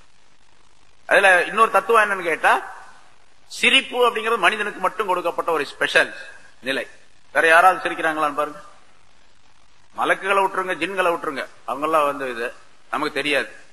மற்ற மிருகங்கள், நம்ம பார்க்கக்கூடிய மிருகங்கள் இருக்குது, பறவைகள் இருக்கு, மிருகங்கள் இருக்கு, எல்லாம் இருக்குது. எத்தனையோ மிருகங்கள், எத்தனையோ பறவை, எல்லாத்துக்கும் பல்லு இருக்குது, நம்மளை போல பல்லு இருக்குது. நம்மளோட அழகான பல்லு உள்ள மிருகங்கள்லாம் இருக்குது. யாராவது சிரிக்கிறாங்களா உலகத்துல? மனிதனை தவிர சிரிக்கக்கூடிய பொருள் வேற எதுவும் கிடையாது. இன்னொன்னு சிரிக்கும், அது சிரிக்கிற மாதிரி தெரியும், அதான் மரத்துக்கு மரம் தாவுது இல்லையா, அது அப்படி சிரிக்கிற மாதிரி அப்படி பல்ல காட்டும், அவ்வளவுதான். ஆனா சிரிக்க நம்மளை போல மனுஷனை போல சிரிக்க முடியாது இல்லையா? சிரிப்புங்கிறது மனிதனுக்கு கொடுக்கப்பட்ட ஒரு பிரத்யேகமான குசூசியான ஒரு பண்பு. ஆனா அந்த சிரிப்பையும் அல்லாஹ் மனுஷனுக்காக வேண்டி, மனிதனுக்கு மட்டுமே கொடுத்திருக்கக்கூடிய அந்த சிரிப்பை அல்லாஹுக்காக வேண்டி, ரசூலுக்காக வேண்டி, தீனுக்காக வேண்டி, மார்க்கத்தை விளங்கி செயல்படக்கூடிய அமைப்புல சிரிக்க வேண்டுமே தவிர வேற எதுவும் சிரிக்கக்கூடாது. அதையும் கட்டுப்படுத்திக் கொள்ளுகின்றேன் என்ற எண்ணம் இருக்க வேண்டும். அதனால அல்லாஹ் எனக்கு சிரிப்பு கொடுக்குறான். நான் இப்ப சொல்லுவாங்க, சிரித்து வாழ வேண்டும் அப்படின்னு சொல்லுவான். சிரிச்சுக்கிட்டே இருக்கிறன்னு அர்த்தமா? ஓயாமல் சிரிப்பவன் கிறுக்கன் அப்படின்னு சொன்னான். சும்மா சும்மா சிரிச்சுக்கிட்டா நான் கிறுக்கன். அதனால சிரிச்சுக்கிட்டே இருக்கக்கூடாது. சிரிக்க வேண்டிய வேலையில சிரிக்கணும், சப்தம் வரக்கூடாது. அதனால ரசூலுல்லாஹி ஸல்லல்லாஹு அலைஹி வஸல்லம் சொன்னாங்க, ஹஜ்ரத் ஃபகீஹ் அபுல் லைஸ் ரஹ்மத்துல்லாஹி அலைஹி, மிகப்பெரிய ஞானம் உள்ளவர், அவங்க சொன்னாங்க, சும்மா சும்மா சிரிக்காத, இய்யாக வல்லிஹக வல்லிஹகல் கஹ்கத், சப்தமிட்டு சிரிப்பதை உனக்கு நான் எச்சரிக்கை செய்கிறேன், சப்தமிட்டு சிரிக்காது. ஃபஇன்ன ஃபீ ஸமானியத்து ஆஃபாத்தின், அதுல 8 விதமான ஆபத்துகள் இருக்கின்றன அப்படின்னு சொன்னார். சிரிப்பதனால 8 விதமான ஆபத்துகள் இருக்கின்றன. சும்மா சும்மா சிரிச்சுக்கிட்டு இருந்தாலும் வச்சுங்க, யுதிம்முகல் உலமா வல் உகலா, அவர் அறிவாளிகள், அறிஞர்கள் உன்னை வெறுப்பார்கள், உன்னை லேசாக கேவலமாக கருதுவார்கள். சும்மா சிரிச்சுக்கிட்டே இருந்தானா, நல்ல அறிவாளி பார்த்தான்னு சொன்னா இவன் பைத்தியக்காரனா இருக்க, சும்மா சிரிச்சுக்கிட்டே இருக்கு அப்படின்னு சொல்லுவாங்க. அது சிரிக்கிறதோ ஒரு 4 பேர் 2 பேர் இருந்தாங்க, ஏதாச்சும் ஒரு விஷயத்த சொன்னோம் கேட்டோம், அந்த நேரத்தில் சிரிக்கிறது. தனியா போகும்போது ஒருத்தன் சிரிச்சுட்டு இருந்தானே என்ன அர்த்தம்? தனியா போறான் சிரிச்சுக்கிட்டே போறான் அப்படின்னு சொன்னா அவனை என்ன சொல்லுவோம்? பைத்தியக்காரன் போல் இருக்கு அப்படின்னு சொல்லுவோம். அடிக்கடி அதிகமாக சிரிக்கக்கூடிய மனிதனை அறிவாளிகள் வெறுப்பார்கள். அலைக்க சுபா ஜுஹலா, அறிவில்லாதவர்களுக்கு உன் மீது துணிவு பிறந்து விடும். சிரிச்சுக்கிட்டே இருந்தான்னு சொன்னா இவனை பற்றி மற்றவர்களுக்கு அச்சம் போயிடும். இவனை பற்றி பயப்பட மாட்டாங்க. இவனை பற்றி உள்ள விஷயங்கள்லாம் ரொம்ப லேசா எடுத்துருவாங்க அவங்க. மூணாவது, லவ் குந்த ஜாஹிலன் லஸ்தா ஜஹலுக்க வயின் குந்த ஆலிமன் நகச இல்முக்க. நீ ஒரு அறிவில்லாதவனாக இருந்தால், இல்ம் இல்லாதவனாக இருந்தால் உன்னுடைய அந்த அறியாமை அதிகப்படும். அதிகமாக சிரிப்பதின் காரணமாக அறியாமை அதிகமாயிடும். சரி, நீ அறிந்தவனாக இருந்தால் உன்னுடைய அறிவு குறைஞ்சிடும். அதனால அதிகமா சிரிக்காது. அதிகமாக சிரிப்பதின் காரணமாக கடந்த காலத்தில் செய்த பாவங்கள் எல்லாம் மறந்து போயிடும். குற்றங்களை நினைச்சுக்கிட்டே இருக்கணும். பாவம் எவ்வளவு காலமானாலும் சரி குற்றங்களை நினைச்சுக்கிட்டே இருக்கு. செய்த நன்மைகளை மறந்துடலாம். செய்த நன்மைகள், தர்மங்கள், நல்ல காரியங்கள் இதெல்லாம் மறந்துடலாம். பாவங்கள் செஞ்சுதான் மறக்கவே கூடாது. அதை நினைச்சுக்கிட்டே இருக்கணும். அப்பதான் தௌபா இஸ்திக்பார் அடிக்கடி செய்யக்கூடிய மனப்பான்மை ஏற்படும். அதனால பாவங்களை மறக்கக்கூடிய சூழ்நிலை சிரிப்பில ஏற்படும். அதே போன்று இனிமேல் பாவங்கள் செய்வதற்கு துணிவு பிறந்துவிடும் அதிகமாக சிரிப்பதின் காரணமாக. ஏன்னு கேட்டா அதிகமாக சிரிப்பதின் காரணமாக இதயம் இறந்துவிடும், கல்பு செத்துடும். சொன்னாங்க ஹஜ்ரத் அபூ ஹுரைரா ரலியல்லாஹு தஆலா அவர்களுக்கு சொல்லக்கூடிய ஒரு ஹதீஸ்ல 5 விஷயத்தை சொன்னாங்க. அதில் எப்படி சொல்றாங்க? லா துக்ஸிரில் லஹ்க, அபூ ஹுரைராவே நீ அதிகமாக சிரிக்காதே. அவங்களுக்கு சொன்னாங்கன்னா அவங்களுக்கு மட்டும் அர்த்தம் இல்ல, உலகத்தில் உள்ள எல்லாருக்கும். அதிகமாக சிரிக்காத. ஃபைன்ன கஸ்ரத்தல் லஹ்கி துமீத்துல் கல்ப், அதிகமாக சிரிப்பது இதயத்தை மரணிக்க செய்துவிடும் என்பதாக சொன்னாங்க. கல்பு செத்து போச்சு அப்படின்னு சொன்னா பாவம் செய்வதற்கு துணிச்சல் ஏற்பட்டுடும். சென்ற பாவங்களை எல்லாம் மறந்துடுவான். இதெல்லாம் சிரிப்பினால் ஏற்படக்கூடிய ஆபத்துகள். அதே மாதிரி மௌத்தையும் மௌத்துக்கு பின்னால் உள்ள விஷயங்களையும் மறந்துடுவான். எப்பெல்லாம் சிரிக்கிறானோ அந்த நேரத்துல மௌத்தை பற்றி மறதி ஏற்பட்டு. மௌத்த நினைச்சா சிரிப்பானா? சிரிப்பு வந்தா மௌத்து நினைப்பு இருக்குமா? மௌத்துடைய நினைப்பும் இருக்காது. மௌத்துக்கு பின்னால என்ன வருமோ அது நினைப்பு இருக்காது. என்ன ஏற்படுமோ அதுவும் நினைப்பு இருக்காது. இவன் சிரிக்கிறத பார்த்து அடுத்தவன் சிரிக்கிறான், இன்னொரு ஆள் சிரிக்கிறான்னு வச்சுங்க. அவன் சிரிக்கும் போது முன்னால் உள்ள இந்த விஷயங்கள்லாம் அவனுக்கு ஏற்படும். அது இவனால் ஏற்படுற காரணம் அவனுடைய குற்றம் இவனுக்கு ஏற்படும். நீ சிரிப்பதை பார்த்து சிரிக்கக்கூடியவனுக்குரிய குற்றங்கள் எல்லாம் உனக்கும் ஏற்படும். அதனால அதிகமாக சிரிக்காது என்று அவர்கள் குறிப்பிடுகின்றார்கள். 8 விஷயங்கள். அதிகமாக சிரிப்பதினால் ஆபத்துகள் 8 அப்படின்னு அவங்க சொல்றாங்க. அதிகமாக சிரிக்க கூடாது என்பது ஷரியத்தினுடைய கட்டளை, அல்லாஹ் ரசூலுடைய கட்டளை. ஏன்னா அல்லாஹ் இங்க குர்ஆனிலே பல் யதஹகு கலீலன் வல்யபகு கஸீரா. முனாஃபிகீன்களை பற்றி அல்லாஹ் தஆலா எச்சரிக்கை சொல்லும் பொழுது அவர்களை பற்றி இப்படி சொல்றார், நீ அவர்கள் குறைவாக சிரிக்கட்டும் அதிகமாக அழட்டும். அதாவது உலகத்தில் சிரித்துக் கொள்ளட்டும், ஆகிரத்தில் அழக்கூடிய சூழ்நிலை ஏற்படும் என்பதை அல்லாஹ் குறிப்பிடுகிறார். அதனால சிரிப்பு என்பது மனிதனுக்கு கொடுக்கப்பட்டிருந்தாலும் கூட அந்த சிரிப்பு அளவோடு சிரிக்கப்படக்கூடியதாக இருக்க வேண்டும். தேவைப்படக்கூடிய நேரத்தில் சிரிக்கக்கூடியதாக இருக்க வேண்டும். தேவையில்லாத நேரத்தில் எல்லாம் சிரித்துக் கொண்டிருக்க கூடாது என்பதையும் அல்லாஹ் தஆலா இந்த ஆயத்தின் மூலம் விளக்குகின்றார். அதுக்கு அடுத்து அல்லாஹ் தஆலா சொல்லும் பொழுது ஜஸாஅம் பிமா கானு யக்ஸிபூன், உலகத்திலே அவர்கள் சம்பாதித்துக் கொண்ட தீமைகளின் காரணமாக, சம்பாதித்துக் கொண்டதின் காரணமாக, அதனுடைய விளைவாக, அதனுடைய ஜஸாவாக அல்லாஹ் தஆலா அவர்களுக்கு இந்த தண்டனை ஏற்படுத்துகின்றான் என்பதாக குறிப்பிடுகின்றார். அதாவது முனாஃபிகீன்கள் உலகத்திலே சிரித்து மகிழ்ந்து கொண்டிருந்த காரணத்தினால் ஆகிரத்திலே அவர்களுக்கு அதிகமாக நீண்ட நெடிய நாள் அழக்கூடிய சூழ்நிலையை அல்லாஹ் தஆலா உருவாக்குகின்றான். அவர்கள் செய்த குற்றத்தின் காரணமாக, பாவங்களின் காரணமாக என்பதாக குறிப்பிடுகின்றனர். மூமின்களுக்கு இதன் மூலமாக அது முனாஃபிகீன்களை போன்று தங்களுடைய வாழ்க்கையிலே எந்த விதமான செயல்கள் உடையவர்களாகவும் இருக்கக்கூடாது என்ற எச்சரிக்கையை அல்லாஹ் தஆலா தருகின்றார். ஆக முனாஃபிகீன்களை பற்றி சொல்லக்கூடிய இந்த ஆயத்திலே அது ரசூலுல்லாஹி ஸல்லல்லாஹு அலைஹி வஸல்லம் அவருடைய காலத்திலே தபூக் போர் நேரத்தில் நடந்த நிகழ்ச்சிகள் நினைவு கொள்ள வேண்டும் என்பதும், முனாஃபிகீன்களுடைய செயல்கள் மூமினான் நம்மிடத்தில் இருக்கக்கூடாது என்பதும் நமக்கு அறிவுறுத்தப்படுகின்றது. அத்தகைய நல்ல பண்புகளை நம்ம அனைவருக்கும் அல்லாஹ் தஆலா தந்தருள்வாராக. வாஹிர் தஅவானா அல்ஹம்துலில்லாஹி ரப்பில் ஆலமீன். أعوذ بالله من الشيطان الرجيم. بسم الله الرحمن الرحيم.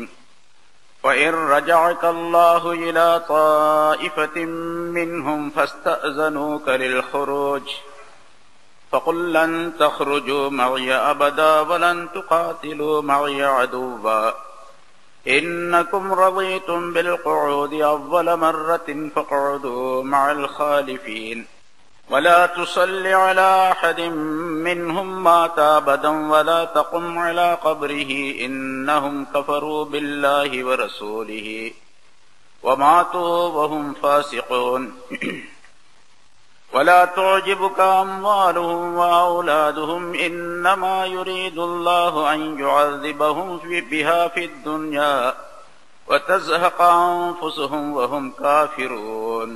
صدق الله العظيم. கண்ணியத்திற்குரிய பெரியோர்களே, சகோதரர்களே, அல்லாஹுடைய கிருபையால் 653வது வாரமாக தப்சீருடைய இந்த தொடர் பயான் இப்பொழுது ஆரம்பிக்கப்படுகிறது. ஃபைன் ரஜாக் அல்லாஹு இலா தாயிஃபத்தின் மின்ஹும், அப்படி முனாஃபிகீன்களாகிய அவர்கள் ஒரு சிலர் தபூக் போரிலே கலந்து கொள்ளவில்லை, ஆனால் அவர்கள் மதீனாவிலே இருந்து கொண்டும் சில விஷமத்தனமான வேலைகளை செய்து கொண்டிருந்தார்கள். அவர்களுக்குள்ளே பேசி ஒரு முடிவு எடுத்து வைத்திருந்தார்கள். அதை அல்லாஹ் இங்கே சொல்லுகின்றான். ஃபைன் ரஜாக் அல்லாஹு இலா தாயிஃபத்தின் மின்ஹும், அல்லாஹ் தஆலா அவர்களிலிருந்து ஒரு சாராரின் பக்கம் உம்மை திருப்பி கொண்டு வந்தால், தபூக் போரில் இருந்து நீங்கள் திரும்பி வந்து அவர்கள் உம்மை வந்து பார்த்தால், அதாவது போருக்கு போகாதவர்கள், குறிப்பாக 12 நபர்கள் முன்னால் சொல்லப்பட்டது. அவர்கள்தான் முதலாவதாக ரசூலுல்லாஹி ஸல்லல்லாஹு அலைஹி வஸல்லம் அவர்களை கொன்றுவிட வேண்டும் என்பதாக திட்டம் தீட்டியவர்கள். முன்னால் உள்ள ஆயத்துகளிலே அதற்குரிய விளக்கம் சொல்லப்பட்டது. அந்த 12 பேருடைய பெயர்களையும் அல்லாஹ் தஆலா ரசூலுல்லாஹி ஸல்லல்லாஹு அலைஹி வஸல்லம் அவர்களுக்கு சொல்லிக் கொடுத்திருந்தான். அவர்கள் யார் என்று தெரிந்தும் கூட ரசூலுல்லாஹி ஸல்லல்லாஹு அலைஹி வஸல்லம் அவர்கள் மீது எந்த நடவடிக்கையும் எடுக்கவில்லை. அதற்கு காரணமும் சொல்லப்பட்டது. ஏனென்றால் இவர்கள் வெளித்தோற்றத்திலே முஸ்லிம்களோடு இணைந்து கொண்டிருக்கின்றார்கள், தொழுகின்றார்கள், நோன்பு வைக்கின்றார்கள், சில நேரங்களிலே போருக்கும் சென்று விடுகின்றார்கள். ஆகவே அவர்களை பழிக்கு பழி வாங்கினால் அல்லது அவர்கள் செய்த குற்றத்திற்காக வேண்டி அவர்களை கொலை செய்தால் மற்ற மக்கள் எல்லாம் தங்களோடு இருக்கக்கூடிய முஸ்லிம்களையே இவர் கொலை செய்கின்றார் என்பதாக சொல்லிக் கொள்ளுவார்கள். சரித்திரம் உலகம் இருக்கும் வரைக்கும் அது தவறாக பயன்படுத்தப்படும் என்ற காரணத்தினால் ரசூலுல்லாஹி ஸல்லல்லாஹு அலைஹி வஸல்லம் அதை விட்டுவிட்டார்கள்.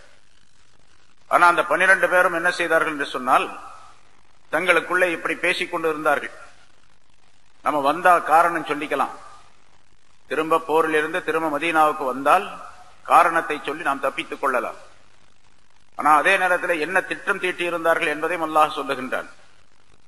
அவர்களிருந்து ஒரு சாராரின் பக்கம் அல்லாஹ் உம்மை திருப்பி அனுப்பினால், அதாவது ரசூலுல்லாஹி ஸல்லல்லாஹு அலைஹி வஸல்லம் அவர்கள் மதீனாவுக்கு வந்த பின்னாலே அந்த 12 பேர்கள் நபி அவர்களிடத்தில் வந்தால் இப்படி சொல்லுவாங்க. வந்து பின்னால உள்ளதை அல்லாஹ் தஆலா முன்னாலே அறிவிக்கின்றான். ஃபஸ்தஸனூக லில் குரூஜி, அடுத்து வரக்கூடிய நேரத்திலே போர் ஏற்பட்டால் அந்த போருக்கு நாங்கள் செல்லுவதற்கு நீங்கள் அனுமதி தர வேண்டும் எங்களுக்கு என்பதாக அவர்கள் உம்மிடத்தில் வந்து கேட்பார்கள். ஃபஸ்தஸனூக, உம்மிடத்தில் அவர்கள் அனுமதி கேட்பார்கள், லில் குரூஜி, புறப்படுவதற்கு. அடுத்து வேறொரு போர் வந்தால், தபூக் இல்லாம இன்னொரு போர் வந்தால், அப்பொழுது நாங்களும் உங்களோட வர்றோம், நீங்க அனுமதி தரணும் என்பதாக கேட்பார்கள். இப்ப அவர்களுக்குரிய கதை முடிஞ்சு போச்சு. ஏன்னா இது ஹிஜ்ரி 9வது ஆண்டு. இன்னும் ஒரு வருஷம் தான் ரசூலுல்லாஹி ஸல்லல்லாஹு அலைஹி வஸல்லம் காலக்கெடு இருக்கின்றது. தபூக் போருக்கு பின்னாலே ஒரு பெரிய போர் என்பது நடைபெறவில்லை.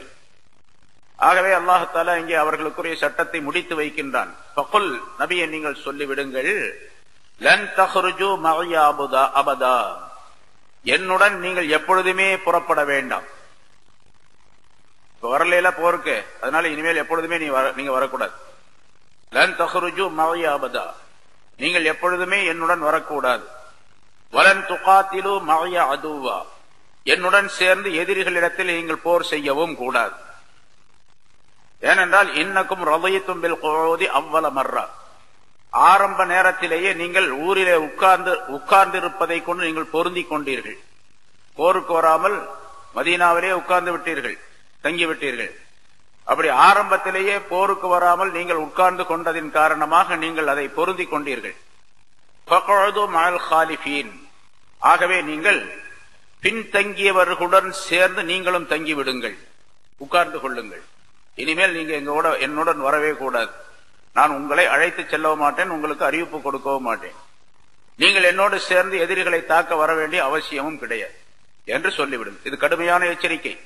ஏன்னா ரசூலுல்லாஹி ஸல்லல்லாஹு அலைஹி வஸல்லம் அவர்கள் உத்தரவு கொடுத்து அவர்களுக்கு பின்னால் போகவில்லை என்று சொன்னால் அது கடுமையான குற்றத்தைச் சேர்ந்தது, குஃப்ரை சேர்ந்தது, அல்லாஹ்வையும் ரசூலையும் நிராகரிப்பதாகும். ஆகவே அல்லாஹ் தஆலா அவர்களுக்கு கடுமையான தண்டனை விதிக்கின்றான். இது அவர்களுக்கு கொடுக்கப்பட்ட தண்டனை. என்னோடு வரவும் கூடாது, என்னோடு சேர்ந்து எதிரிகளிடத்தில் போர் செய்யவும் கூடாது. முதல்ல கூட்டப்ப நீங்க வரல, அதனால இப்பொழுது இனிமேல் எப்பொழுதுமே வரக்கூடாது. உட்கார்ந்திருப்பவர்கள் பின்தங்கியவர்களுடன் சேர்ந்து நீங்களும் உட்கார்ந்து கொள்ளுங்கள் என்று சொன்னால், பின்தங்கியவர்கள் என்பவர்கள் சிலர் இருக்கின்றார்கள். அதாவது போருக்கு வரவேண்டிய அவசியம் இல்லை, போருக்கு வரவேண்டியதில்லை என்று சொல்லப்படக்கூடியவர்கள், சட்ட விதி விலக்குள்ளவர்கள் சிலர் இருக்கின்றார்கள். அவர்கள் பெண்கள், வயோதிகமானவர்கள், குழந்தைகள், முடியாதவர்கள், அதாவது உடல் நலம் இல்லாதவர்கள், அல்லது மிக முக்கியமான காரணங்களினால் ஊரிலே தங்கிவிடக்கூடியவர்கள், இவர்கள் எல்லாம் விதிவிலக்கானவர்கள். அவர்களுக்கு போருக்கு வராமல் இருப்பதற்கு அனுமதி உண்டு. அல்லாஹ் தஆலா பின்னால ஒரு 4-5 ஆயத்துக்கு பின்னால அந்த விஷயத்தையும் அல்லாஹ் தஆலா சொல்லி காட்டுகிறார். முன்னாலும் அது மாதிரி வந்திருக்கின்றது.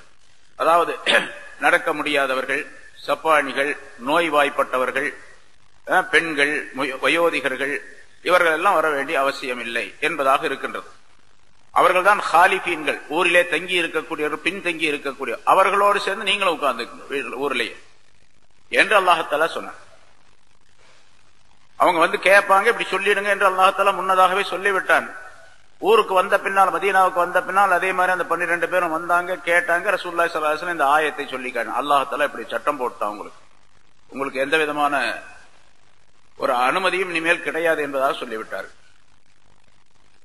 அடுத்த ஒரு ஆயத்து, முனாஃபிகீன்களுக்கு தலைவனாக இருந்தவன் முன்னால சொன்னோம், அப்துல்லாஹ் இப்னு உபை இப்னு சுலூல் என்பதாக அவனுடைய பெயர். அப்துல்லாஹ் என்பது அவனுடைய பெயர்.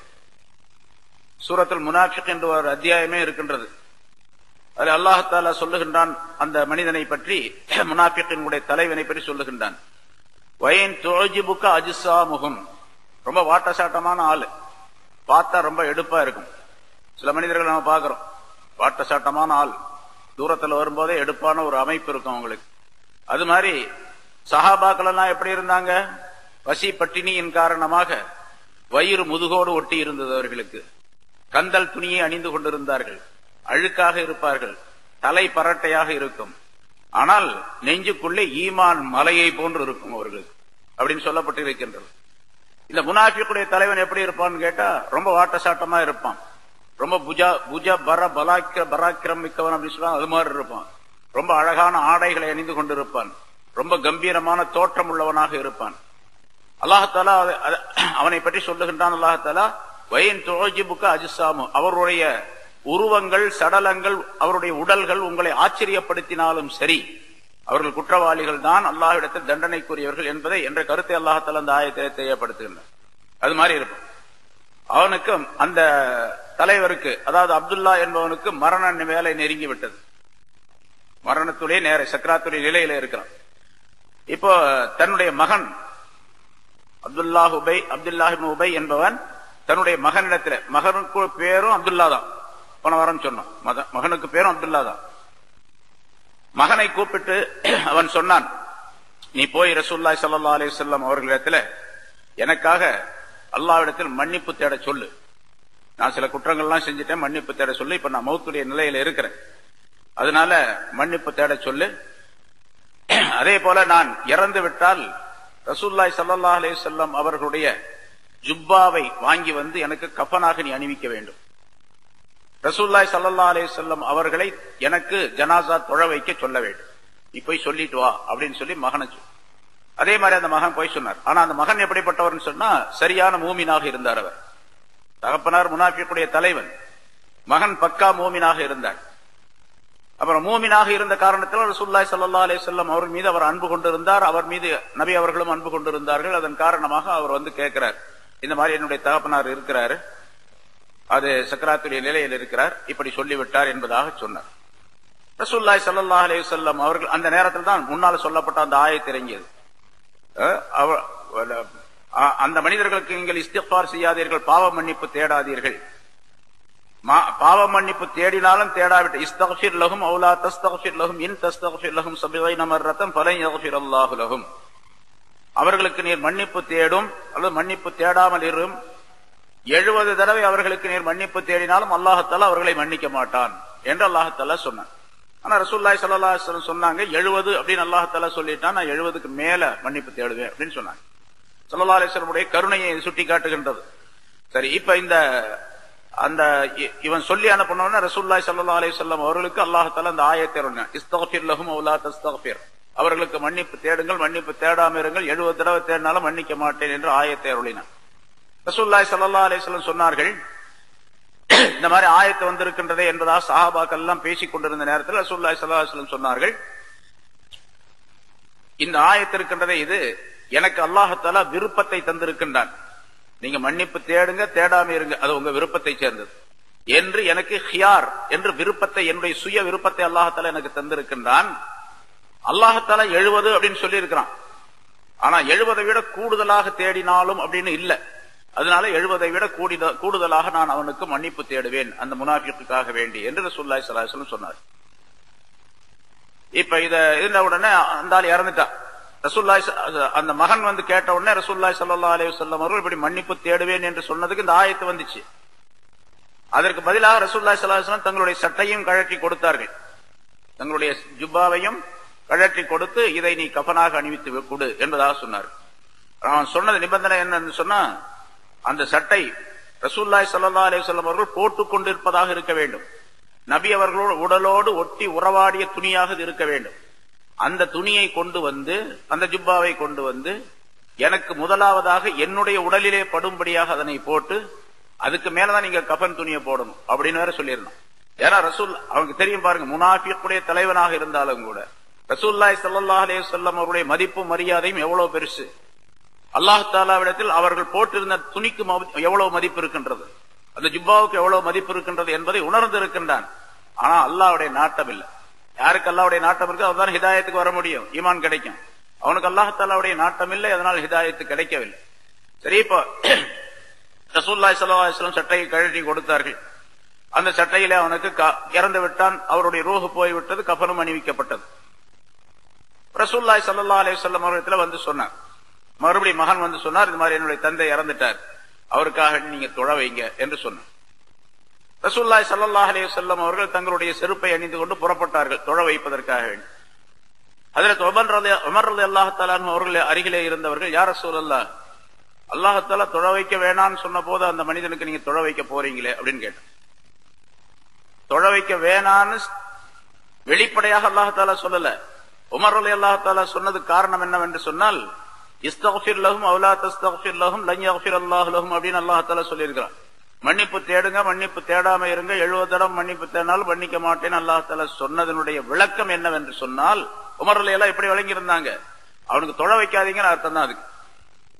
ஏன்னு கேட்டா தொழுகையே என்ன, ரசூலுல்லாஹி ஸல்லல்லாஹு அலைஹி வஸல்லம் அவர்கள் ஒரு ஜனாசாவுக்கு தொழ வைக்கின்றார்கள் என்று சொன்னால் அந்த ஜனாசாவுக்காக வேண்டி மன்னிப்பு தேடுகிறார்கள் அப்படின்னு அர்த்தம்.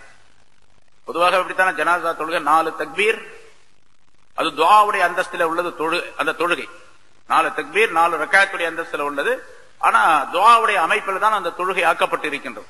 அதனாலதான் அதுக்கு ருக்கு கிடையாது, சுஜூது கிடையாது.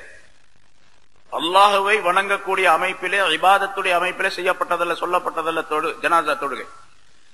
இப்ப உமர் ரலியல்லாஹு தஆலா அன்ஹு அவர்கள் அந்த ஆயத்தின் மூலமாக இப்படி விளங்கியதால் ரசூலுல்லாஹி ஸல்லல்லாஹு அலைஹி வஸல்லம் அவருடைய ஜுப்பாவை பிடித்து இழுத்து சொன்னார்கள், நீங்க போகக்கூடாது. உமர் சொல்றார், எப்படி ரசூலுல்லாஹி ஸல்லல்லாஹு அலைஹி வஸல்லம் அவர்களுக்கு சொல்றதுன்னு சொன்னா உமருக்கு எவ்வளவு தைரியம் வந்திருக்கு அந்த நேரத்துல. அப்ப அவங்க மனசுல இந்த முனாஃபிக்குக்கு தொழ வைக்க கூடாது அப்படிங்கிற அந்த உறுதி, அது அல்லாஹ் தஆலா அவர்களுக்கு அந்த அவருடைய எண்ணத்திலே மனதிலே போட்ட விஷயம், அது எவ்வளவு உறுதியா இருக்குன்னு ஜுப்பாவை பிடித்துக் கொண்டு சொன்னார்கள், நீங்க போகக்கூடாது, தொழ வைக்க கூடாது அப்படின்னு. ரசூலுல்லாஹி ஸல்லல்லாஹு அலைஹி வஸல்லம் சொன்னா, அப்பதான் சொன்னாங்க, எனக்கு அல்லாஹ் தஆலா விருப்பம் கொடுத்திருக்கின்றான், நீங்க மன்னிப்பு தேடுங்க, மன்னிப்பு தேடாம இருங்க அப்படின்னு சொல்லியிருக்கிறான். அதனால மன்னிப்பு தேட வேண்டாம் என்று நேரடியாக அல்லாஹ் தஆலா சொல்லவில்லை. அதே போல தொழ வைக்க வேண்டாம் என்றும் நேரடியாக அல்லாஹ் தஆலா சொல்லல. அதனால் நான் போய் தொழ வைப்பேன் என்பதாக சொல்லி ரசூலுல்லாஹி ஸல்லல்லாஹு அலைஹி வஸல்லம் போய் தொழ வைத்து முடித்தார்கள். தொழ வைத்து முடித்து சலாம் கொடுத்து விட்டு ஒரு 2-3 அடி அந்த பக்கம் போனாங்க. அடுத்த ஆயத்து இந்த ஆயத்து வந்துருச்சு. வலா துஸல்லி அலா அஹதின் மின்ஹும் மாத அபதன். அவர்களிலிருந்து, அந்த முனாஃபிகீன்களில் இருந்து இறந்து விட்டவர்களின் மீது நபியை நீ எந்த காலத்திலும் தொழ வைக்க கூடாது என்று அல்லாஹ் தஆலா இந்த ஆயத்தை அருளினார். எந்த நேரத்தில் எப்பொழுதுமே தொழ வைக்க கூடாது என்று. உமர் ரலியல்லாஹு தஆலா அதெல்லாம் சொல்லவே, உமர் ரலியல்லாஹு தஆலாவுடைய விருப்பப்படி இறங்கிய ஆயத்துகள் சில இருக்கின்றன. 3 இடங்கள் 6 இடங்கள் என்று குர்ஆன்ல சொல்லப்பட்டு இருக்கின்றது. சில அறிவிப்புகள் 10 இடம் 12 இடம் 18 இடம் என்பதாக சொல்லப்பட்டு இருக்கின்றது. அதுல இது ஒண்ணு. உமர் தொழுகை சம்பந்தமாக முனாஃபிக்கு தொழ வைக்க கூடாது என்று அல்லாஹ் தஆலா சொல்லல. ஆனா தொழ வைக்க கூடாது என்று உமர் ரலியல்லாஹு தஆலா அவர்கள் தடுக்கின்றார்கள் ரசூலுல்லாஹி ஸல்லல்லாஹு அலைஹி வஸல்லம் அவர்களை. அவர்களுடைய எண்ணத்திற்கு தோதாக அல்லாஹ் தஆலா இந்த ஆயத்தை அருளினார். ரசூலுல்லாஹி ஸல்லல்லாஹு அலைஹி வஸல்லம் அவர்கள் இங்கே தொழ வைத்தது, அவர்கள் சட்டையை கழற்றி கொடுத்தது, இஸ்திக்பார் செய்வேன் என்று சொன்னதெல்லாம் அவருடைய தயால குணத்தை காட்டக்கூடியதாக அமைந்திருக்கின்றது. சட்டையை கழற்றி கொடுத்ததற்கும் ஒரு காரணம் உண்டு. முன்னாலே சொல்லியிருக்கிறோம். பத்ரு போர் நேரத்திலே, பத்ரு போரிலே இந்த முனாஃபிக் தலைவன் அப்துல்லாஹ் இப்னு உபை என்பவர் கலந்து கொண்டார். பத்ரு போரிலே எதிரிகளில் இருந்து ஒரு 70 பேர் இறந்தார்கள், கொல்லப்பட்டார்கள். 70 பேர் சிறை பிடிக்கப்பட்டார்கள். அந்த சிறை பிடிக்க கைது செய்யப்பட்டவர்களிலே ஹஜ்ரத் அப்பாஸ் ரலியல்லாஹு தஆலா அன்ஹு அவர்களும் ஒருவர். அப்பொழுது அவர் இஸ்லாத்தை பகிரங்கமாக ஏற்றுக்கொள்ளவில்லை. ஆனால் எதிரிகளோடு சேர்ந்து அந்த பத்ருக்கு வந்திருந்தார். பிறகு அவர் கைது செய்யப்பட்டு அந்த முஸ்லிம்களுடைய இடத்திலே அவர்கள் கைதியாக கைகள் கட்டப்பட்டு அங்கே இருந்து கொண்டிருந்தார். கடுமையான குளிர் நேரம் அது. அந்த நேரத்தில் குளிரிலே நடுங்கி கொண்டிருந்தார் அவர். ரசூலுல்லாஹி ஸல்லல்லாஹு அலைஹி வஸல்லம் அவர்கள் அவர்களை அந்த எதிரிகளை கைதிகளை பார்ப்பதற்காக அப்படி வந்து கொண்டிருந்த நேரத்திலே அப்பாஸ் ரலியல்லாஹு தஆலா அவருடைய முனகல் சப்தம் கேட்டது. இரவு நேரம், கடுமையான குளிர் நேரம், பனிகாலம். அப்பாஸ் ரலியல்லாஹு தஆலா அவர்கள் முனகி கொண்டிருந்தார்கள்.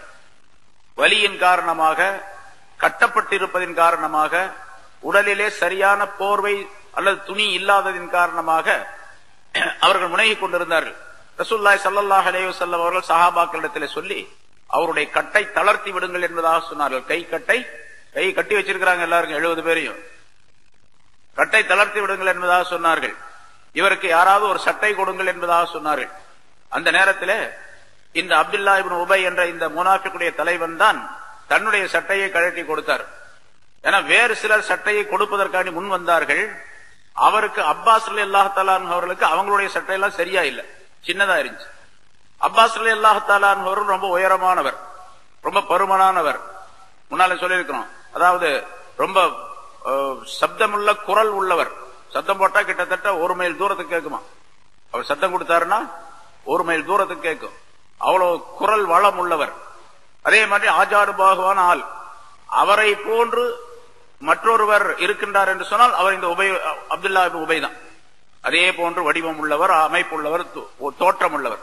இவருடைய ஜுப்பா தான் அவருக்கு சரியா இருந்துச்சு. அதனால அவர் தன்னுடைய ஜுப்பாவை கழற்றி கொடுத்தார். அப்பாஸ் ரலியல்லாஹு தஆலா அவருடைய குளிரை போக்குவதற்காக, பாதுகாப்புக்காக வேண்டி. ரசூலுல்லாஹி ஸல்லல்லாஹு அலைஹி வஸல்லம் பெரிய தந்தை அப்பாஸ் ரலியல்லாஹு தஆலா அவர்கள் அவர்களுக்கு அந்த கடுமையான நேரத்திலே உதவி செய்ததின் காரணமாக அந்த உதவிக்கு நன்றி கூற வேண்டும், நன்றி செய்ய வேண்டும் என்பதற்காக வேண்டி ரசூலுல்லாஹி ஸல்லல்லாஹு அலைஹி வஸல்லம் அவர்கள் தங்களுடைய ஜுப்பாவை கழட்டி கொடுத்தார்கள் அவர் மௌத்தான நேரத்தில் என்று சொல்லப்பட்டிருக்கின்றது. அந்த காரணம் ஸல்லல்லாஹு அலைஹி வஸல்லம் வெளிப்படையாக சொல்லுகின்றார். ஏன் தங்களுடைய ஜுப்பாவை கொடுக்க வேண்டும் என்பதாக உமர் கேட்டார். அப்பொழுது ரசூலுல்லாஹி ஸல்லல்லாஹு அலைஹி வஸல்லம் இந்த காரணத்தை சொன்னாங்க. அவர் அன்று என்னுடைய பெரிய தந்தை அப்பாஸுக்கு ஜுப்பா கொடுத்தார், ஆகவே அதற்கு பிரதியாக நான் இப்பொழுது அவருக்கு கொடுக்கின்றேன் என்பதாக சொன்னார். அல்லாஹ் தஆலா சொன்னா வலா துஸல்லி அலா அஹதின் மின்ஹும், அவர்களிலிருந்து யாருக்கும் மாத்த அபதன், அவர்கள் இறந்துவிட்ட யாருக்கும் எப்பொழுதுமே நீர் தொழ வைக்க வேண்டாம் என்பதாக அல்லாஹ் தஆலா சொன்னார். தொழ வைக்க வேண்டாம் என்பது மட்டுமல்ல, வலா தகும் அலா கபரிஹி, அவருடைய கபருக்கு அருகிலும் நிற்க வேண்டாம். ரசூலுல்லாஹி ஸல்லல்லாஹு அலைஹி வஸல்லம் பழக்கம் என்னன்னு கேட்டா, ஜனாசா வந்தால் ஜனாசாவுக்கு தொழ வைத்தால் அந்த ஜனாசாவுக்கு தொழ வைத்து முடித்து விட்டு வந்து விடுவார்கள். சில ஜனாசாவுக்கு கபரிஸ்தான் வரைக்கும் போவாங்க, அடக்கிற வரைக்கும் இருப்பாங்க. சில ஜனாசாக்களுக்கு வந்துருவாங்க. ஜனாசா ரசூலுல்லாஹி ஸல்லல்லாஹு அலைஹி வஸல்லம் அவர்களுக்கு தெரியாமல் அடக்கப்பட்டு விட்டால், ஒரு முஸ்லிமான மூமினான மனிதருடைய ஜனாசா அடக்கப்பட்டு விட்டால் கபருக்கு போவாங்க. கபருக்கு பக்கத்துல இருந்து துஆ செய்வாங்க. இப்ப ரசூலுல்லாஹி ஸல்லல்லாஹு அலைஹி வஸல்லம் அவர்களுக்கு அல்லாஹ் தஆலா இப்படி சொல்லியிருந்தான்னு வச்சுக்கங்க, வலா துஸல்லி அலா அஹதின் மின்ஹும் மாத அபதா, அதோட நிறுத்திட்டு இருந்தான். அவர்களிருந்து இறந்து விட்ட யாருக்கும் நீ தொழ வைக்காதீர், எப்பொழுதுமே தொழ வைக்காதீர். தொழ வைக்க வேணாம் தான் அல்லாஹ் சொல்லியிருக்கான், துஆ செய்ய வேணாம்னு சொல்லல. அதனால கபரிஸ்தானுக்கு போய் துஆ செய்ய ஆரம்பிச்சிருவாங்க. அதனால அல்லாஹ் தஆலா என்ன ஆர்டர் போடுறான், அடுத்து வலா தக்கும் அலா கபரி, அவருடைய கபருக்கு பக்கத்திலையும் போகாதீங்க. அங்க அதாவது கபருக்கு அருகிலே நிற்காதீர்கள் என்று சொன்னா துஆ செய்வதற்காக வேண்டி நீங்க வழக்கம் போல நிக்காதீங்க.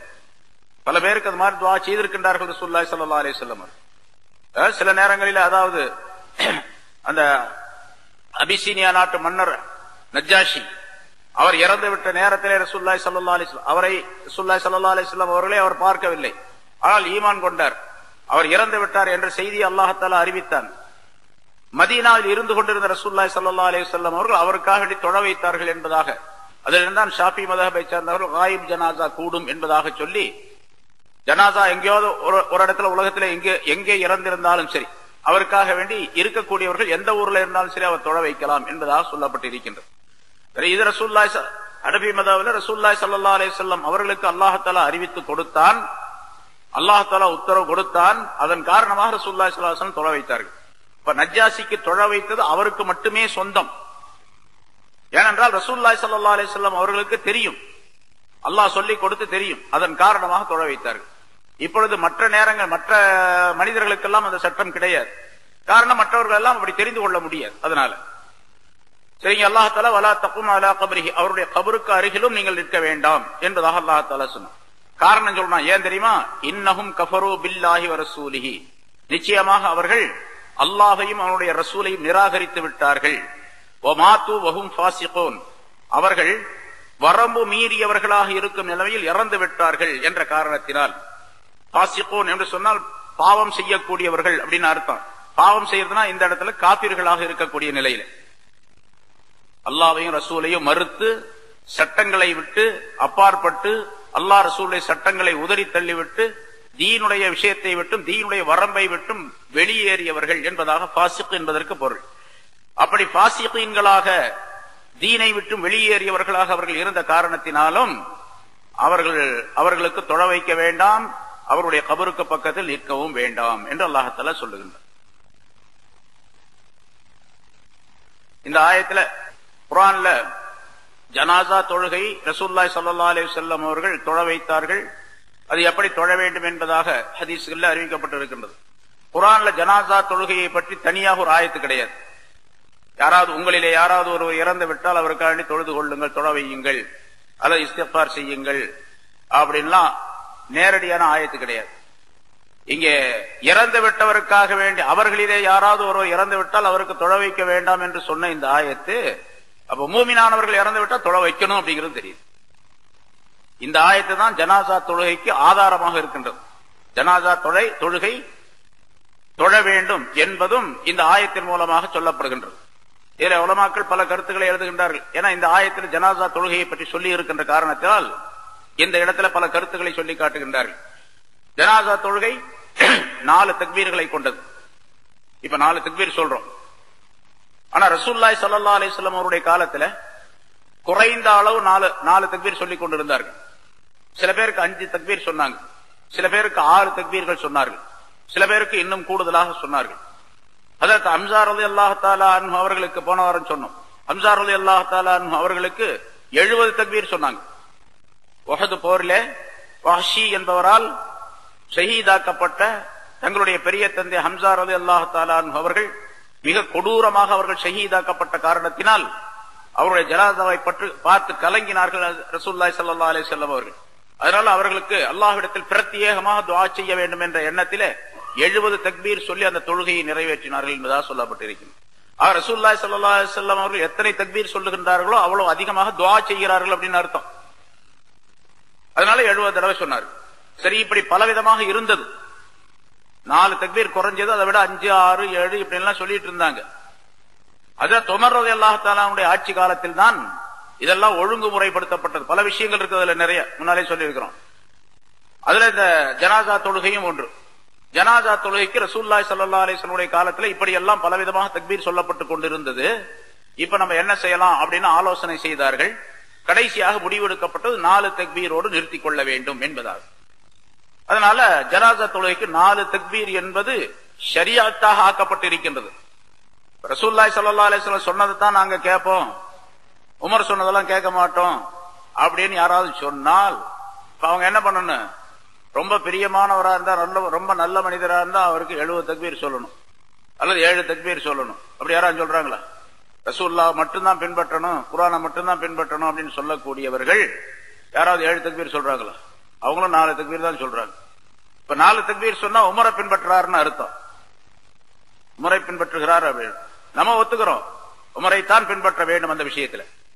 அது மாதிரி பல விஷயங்கள் இருக்கு, ஒன்னல்ல ரெண்டல்ல, பல சட்டங்களை ஹஜ்ரத் உமர் ரலியல்லாஹு தஆலா தங்களுடைய வாழ்க்கையிலே ஷரியாத்தாக ஆக்கி காட்டினார்கள். இப்ப சஹாபாக்களுடைய காலத்திலே உமர் ரலியல்லாஹு தஆலா அவர்கள் சொல்லி அதை அமுல்படுத்தக்கூடிய ஒரு சூழ்நிலை ஏற்பட்ட காரணத்தால் அது இஜ்மா என்பதாக சொல்லுவோம். குர்ஆன் ஹதீஸிலிருந்து பெறப்பட்ட கருத்துக்களை வைத்து, அல்லாஹ்வும் ரசூலும் சொல்லிய கருத்துக்களை வைத்து சட்டங்களை அமைப்பது, அந்த முறைப்படிக்கும் ஹஜ்ரத் உமர் ரலியல்லாஹு தஆலா அமைத்து தந்ததை ஷரியாத்தாக ஏற்றுக்கொள்ள வேண்டும். இல்லாவிட்டால் குஃப்ர் வந்துடும். இல்ல 4 தக்பீர்லாம் நான் சொல்ல முடியாது, 7 தக்பீர் தான் சொல்லுவேன். எங்களுக்கு ரொம்ப பிரியமானவரா இருக்கிறாரு இவர், இந்த ஜனாசா உடையவர், அதாவது ரொம்ப பெரிய ஆலிமா இருக்கிறாரு, ரொம்ப பெரிய அறிஞரா இருக்கிறாரு, அதனால 70 தக்பீர் சொல்லுவோம் அப்படின்னு சொன்னார்னா குஃப்ர் வந்துடும். அல்லாஹ்வை நிராகரிப்பதாக, ரசூலை நிராகரிப்பதாக அது ஆகிடும். அது மாதிரி தான் எல்லா சட்டமும் எதெல்லாம் இப்படி சொல்லுகின்றார்களோ அதுவெல்லாம் அந்த மாதிரி. சரி, இப்ப ஜனாசா தொழுகைக்கு 4 தக்பீர் முடிவு செய்யப்பட்டது. 4 தக்பீர் அப்படிங்கிறது 4 ரக்காயத்துடைய அந்தஸ்துல உள்ளது. முதல் தக்பீர் சொன்ன உடனே என்ன செய்யணும் அப்படிங்கிறது கருத்து வேறுபாடு இருக்குது இல்லையா? ஹனபி மதுஹபின்படி தலா ஓத வேண்டும். எல்லா தொழுகைக்கு என்ன ஓதுறமோ எடுத்த உடனே முதல்ல அதே ஓத வேண்டும். சுப்ஹானக அல்லாஹும்ம வ பிஹம்திக வ தபாரக இஸ்முக வ தஆலா ஜத்துக வ ஜல்ல ஸனாவுக ஒரு வாசகத்தை சேர்த்துக்க வேண்டும் ஜனாசாவில். ஏன்னா ரசூலுல்லாஹி ஸல்லல்லாஹு அலைஹி வஸல்லம் சொன்னதாக வருகின்றது. அதனால ஜல்ல ஸனாவுக வ லா இலாஹ கைருக அப்படின்னு சேர்த்துக்க சொல்ல வேண்டும். இது முதல் தக்பீருக்கு பின்னால சொல்லப்படக்கூடிய வாசகம். ஷாஃபி மதுஹபை சார்ந்தவர்கள் சொல்லுகின்றார்கள், இமாம் ஷாஃபி ரஹ்மத்துல்லாஹி அவர்கள் சொல்லுகின்றார்கள், எல்லா தொழுகையும் போல சூரத்துல் ஃபாத்திஹா ஓதும். ஏன்னா லா ஸலாத்த இல்லா பி ஃபாத்திஹத்தில் கிதாப், சூரத்துல் ஃபாத்திஹா இல்லாத தொழுகை கிடையாது என்று சொல்லப்பட்ட அந்த ஹதீஸ் இருக்கின்றது, அது ஜனாசா தொழுகையும் உள்ளடக்கம். அதனால அதுக்கும் சூரத்துல் ஃபாத்திஹா ஓதும். அதனால அந்தந்த மதுஹபை சேர்ந்தவர்கள் அந்த முறைப்படிக்கு முதல் தக்பீருக்கு பின்னால சனா ஓதுவதோ சூரத்துல் ஃபாத்திஹா ஓதுவதோ செய்ய வேண்டும். இரண்டாவது தக்பீருக்கு பின்னால ரசூலுல்லாஹி ஸல்லல்லாஹு அலைஹி வஸல்லம் அவர்கள் ஸலவாத் சொன்னார்கள், சொல்லும்படியாக நமக்கு சட்டம் சொன்னார்கள். அதனால ரசூலுல்லாஹி ஸல்லல்லாஹு அலைஹி வஸல்லம் அவர்கள் அந்த ஸலவாத் சொல்ல, அவர்கள் மீது ஸலவாத் சொல்ல. எந்த ஸலவாத் சொல்லுவது? ஸலவாத் மிகச் சிறப்பானது. இந்த தொழுகையிலே ஓதக்கூடிய ஸலாத் இப்ராஹிம், தரூத் இப்ராஹிம் தான் மிகச் சிறந்தது. அதை ஓத. சரி, அதை முழுமையாக ஓத வேண்டுமா, பாதி ஓதனா போதுமா? பாதினா 2 செக்ஷன் இருக்கு அதுல. அல்லாஹும்ம ஸல்லி அலா முஹம்மதின் கமா ஸல்லைத அலா முஹம்மத் அப்படின்னு ஒரு செக்ஷன். இரண்டாவது பிரிவு அல்லாஹும்ம பாரிக் அலா முஹம்மதின் வ அலா ஆலி முஹம்மதின் கமா பாரக்த என்று இருக்கின்றது. முந்தினது வரைக்கும் போதனா போதுமா, ரெண்டாவதையும் சேர்த்து ஓதணுமா அப்படின்னு கேட்டா 2 சேர்த்து ஓதுறது தான் நல்லது. சில பேர் சொல்றாங்க முந்தினது மட்டும் ஓதனா போதும் அப்படின்னு சொல்லிட்டு. அப்படி இல்லை. அப்படி சொல்லக்கூடியவர்கள் சில கருத்துக்களை சொல்லுகின்றார்கள். அது அந்த மதுஹப், யாராவது ஒரு மதுஹபில் அப்படி இருந்தா, 4 மதுஹபில் ஏதாவது ஒன்றிலே இருந்தா அப்படி ஹன்பலி மதுஹபின்படி அப்படி ஓதலாம் என்பதாக சொல்லப்பட்டு இருக்கின்றது. நமக்கு ஷாஃபி ஹனபி மதுஹபின்படிக்கு பூரா தான் ஓதணும். அல்லாஹும்ம ஸல்லி அலா முஹம்மதின் அல்லாஹ் பாரிக் அலா முஹம்மதின் 2 சேர்த்து ஓதும். இரண்டாவது தக்பீருக்கு பின்னால. மூன்றாவது தக்பீருக்கு பின்னால அந்த மையத்துக்காக வேண்டி துஆ செய்ய வேண்டும். முதல் இதுவும் துஆ தான். அல்லாஹ்வை புகழ்றதோ ஸலவாத் ஓதுறதோ அதுவும் துஆவுடைய அந்தஸ்து தான். அதனுடைய நன்மைகள் எல்லாம் அந்த ஜனாசாவுக்கு கிடைக்கும். மூன்றாவதுல துஆ செய்ய வேண்டும். என்ன துஆ செய்ய வேண்டும்? ரசூலுல்லாஹி ஸல்லல்லாஹு அலைஹி வஸல்லம் அவர் இப்ப அரபி வாசகம் விளங்கியவராக இருந்தால் ரசூலுல்லாஹி ஸல்லல்லாஹு அலைஹி வஸல்லம் ஒவ்வொருவருக்கும் தனித்தனியாக துஆவை சொல்லி தந்திருக்கின்றார்கள். அதை பாடமாக்கி ஓதிக்கொள்ளலாம் அரபி தெரிந்தவராக இருந்தார். ஜனாசா இப்ப ஆண் மையத்தாக இருந்துச்சுன்னு அப்படின்னு வச்சுக்க, அல்லாஹும்ம மக்ஃபிர் லஹு வர்ஹம்ஹு வஆஃபிஹி வஅஃபு அன்ஹு வஅக்ரிம் நுஸுலஹு வஸ்ஸி மத்கலஹு வக்ஸில் ஹதாயாஹு பில் மாஇ வஸ்ஸலஜி வல் பரதி வநக்ஹி மினத் துனூபி கமா நக்கைத ஸௌபல் அபியத மினத் தனஸ் இப்படின்னு துஆ ரசூலுல்லாஹி ஸல்லல்லாஹு அலைஹி வஸல்லம் சொல்லி இருக்கிற ஹதீஸ்ல இருக்கு. யா அல்லாஹ் அவருக்கு மன்னிப்பாயாக, அவருக்கு அருள் புரிவாயாக என்று தொடங்கக்கூடிய அந்த. அதே பெண் ஜனாசானா அல்லாஹும்ம மக்ஃபிர் லஹா வர்ஹம்ஹா வஆஃபிஹா வஅஃபு அன்ஹா, அந்த பிரதி பெயர் சொல்ல மட்டும் பெண்பாலாக ஆக்கி ஓதிக்கொள்ள வேண்டும். குழந்தையாக இருந்தால் ஆண் குழந்தைக்கு ஒரு வாசகம், பெண் குழந்தைக்கு ஒரு வாசகம். அல்லாஹும்ம ஜஅல்ஹு லனா ஃபரத்தன் வஜஅல்ஹு லனா அஜ்ரம் ஸுஹ்ரம் வஜஅல்ஹு லனா ஷாஃபிஅ முஷஃபஅ என்ற வாசகம். பெண் குழந்தையா இருந்தா அந்த ஹூ என்பதை ஹா என்று ஆக்கி கொள்ள வேண்டும். அல்லாஹும்ம ஜஅல்ஹா லனா ஃபரத்தன் வஜஅல்ஹா லனா அஜ்ரம் ஸுஹ்ரா என்று ஆக்கி கொள்ள வேண்டும். அப்படி எல்லாம் சட்டங்கள் இருக்கின்றன. சரி, இப்ப ஜனாஸா மூன்றாவது தக்பீருக்கு பின்னால துஆ செய்ய வேண்டும். அல்லது ஆனா பெண்ணா சின்ன குழந்தையா பெரிய குழந்தையா அப்படிங்கறதெல்லாம் தெரியல வச்சுங்க. பெரிய ஆளா ஆண் குழந்தையா பெண் குழந்தையான்னு தெரியல. அல்லது ஜனாசா 2-3 இருக்குது, 4-5 ஜனாசா இருக்குது. எல்லா ஜனாசாவுக்கும் சேர்த்து துஆ செய்யணும். அந்த 4-5 ஜனாசாவில் ஆண் ஜனாசாவும் இருக்குது, பெண் ஜனாசா இருக்குது, குழந்தை இருக்குதுன்னு வச்சுக்க. இப்ப ஹரம்ல நீங்க ஹஜ்ஜுக்கு போனவங்களுக்கு தெரியும், நிறைய ஒவ்வொரு நேரத்துக்கும் பல ஜனாசாக்கள் வருதுங்க. 10 ஜனாசா, 12 ஜனாசா, 15 ஜனாசாக்கள்லாம் வருது. எல்லாத்துக்கும் சேர்ந்து ஒரே ஒரு தொழுகை தான். எல்லா ஜனாசாவுக்கும் சேர்ந்து தனித்தனியா தொழுகை வைக்க மாட்டாங்க. எல்லா ஜனாசாவுக்கும் ஒரே தொழுகை தான். சரி, எப்படி தொழுகை வைக்கிறது? எல்லா ஜனாசாவுக்கும் எப்படி தொழுகை வைக்கிறது அப்படின்னு கேட்டா, ஜனாசா அந்த சந்தூக்கு கொண்டு வர்றாங்க பாருங்க, அதுல வரிசை கிரமமாக அதை அமைக்க வேண்டும். அந்த ஜனாசா பெட்டியை முதல்ல இமாம் நிக்கிறார்னு வச்சுக்க, தொழ வைக்கக்கூடிய ஒருவர் நிக்கிறார், அவருக்கு முன்னால ஒரு ஆண் ஜனாசா வைக்கணும், அதற்கு பின்னால வச்சுக்கணும். ரெண்டாவது அடுத்த ஜனாசா அதற்கு பின்னால், அதுக்கு நேரா வைக்கணும். 3ஆவது ஜனாசா அதுக்கு பின்னால, 4ஆவது ஜனாசா அதுக்கு பின்னால, 5ஆவது ஜனாசா அதுக்கு பின்னால. இப்ப உதாரணமாக ஒரு ஆண் ஜனாசா, ஒரு பெண் ஜனாசா, ஒரு ஆண் குழந்தை ஜனாசா, ஒரு பெண் குழந்தை ஜனாசா, அப்படி 4 வந்துச்சுன்னு வச்சுங்க. முதல்ல ஆண் ஜனாசா அந்த பெரிய ஆணை முன்னால வைக்கணும், அதுக்கு பின்னால பெண் ஜனாசா வைக்கணும், அதுக்கு பின்னால குழந்தைய வைக்கணும், அதுக்கு பின்னால ஆண் குழந்தைய வைக்கணும், அதுக்கு பின்னால பெண்ணை வைக்கணும், அதுக்கு பின்னால பெண் குழந்தைய வைக்கணும். இப்ப 4 ஜனாசா நேரா இருக்கும், அதுக்கு நேரா அவர் நெஞ்சுக்கு நேரா நின்று தக்பீர் கட்டி தொழ வேண்டும் இல்லையா? அந்த ஜனாசாவுடைய நெஞ்சுக்கு நேராக நிற்க வேண்டும். அப்படி நேரா நிற்கும் பொழுது இப்ப எல்லாருடைய நெஞ்சுக்கு நேராக அவர் நிற்கிறார்னு அர்த்தம். இதுதான் பெரும்பாலாக பின்பற்றப்படக்கூடிய முறை. நிறைய ஜனாசா வந்துச்சுன்னா, சில நேரங்களில் இப்படி பின்னால இப்படி முன்னால வரிசையா வைக்கிறதுக்காக வேண்டி இடம் இல்லாம இருந்துச்சுன்னு வச்சுங்க, அல்லது வேறு ஏதாவது ஒரு காரணம் இருக்குன்னு வச்சுங்க, அப்ப ஜனாசா நீட்டு போக்கலையும் வைக்கலாம். ஒரு ஜனாசாவுடைய ஒட்டி ஒரு பேரலைல் அப்படின்னு சொல்றாங்களோ அது மாதிரி ஒண்ணுக்கு அடுத்து அப்படி வைக்கலாம். ஒரு ஜனாசாவுக்கு நேரா நின்று தொழுதா போது எல்லா ஜனாசாவுக்கு நேரா நின்று தொழுததாக அர்த்தம். ஆனா அவர் நிக்கக்கூடிய அந்த ஜனாசா ஆண் ஜனாசாவா இருக்கணும், முன்னால இருக்கணும். மற்ற ஜனாசாக்கள் எல்லாம் ஆணா இருந்துச்சுன்னா அது வேற பிரச்சனை, எல்லாரும் ஒரே மாதிரி தான் அர்த்தம். எல்லாம் பெண்ணா இருந்துச்சுன்னா அது வேற பிரச்சனை. இப்படி முதல்ல சொன்னபடி ஆணும் பெண்ணும் குழந்தை எல்லாம் கலந்து இருந்தாங்கன்னு சொன்னா முதல்ல ஆண் ஜனாசா முன்னால வச்சுக்கணும். அப்புறம் வலப்பக்கம் இடப்பக்கமாக நீளமா வச்சு ஒரே ஒரு தொழுகை ஒரு ஜனாசாவுக்கு தொழ வைக்கிறத போலவே தொழ வச்சா எல்லா ஜனாசாவுக்கும் அது பொருத்தமாக ஆயிடும்.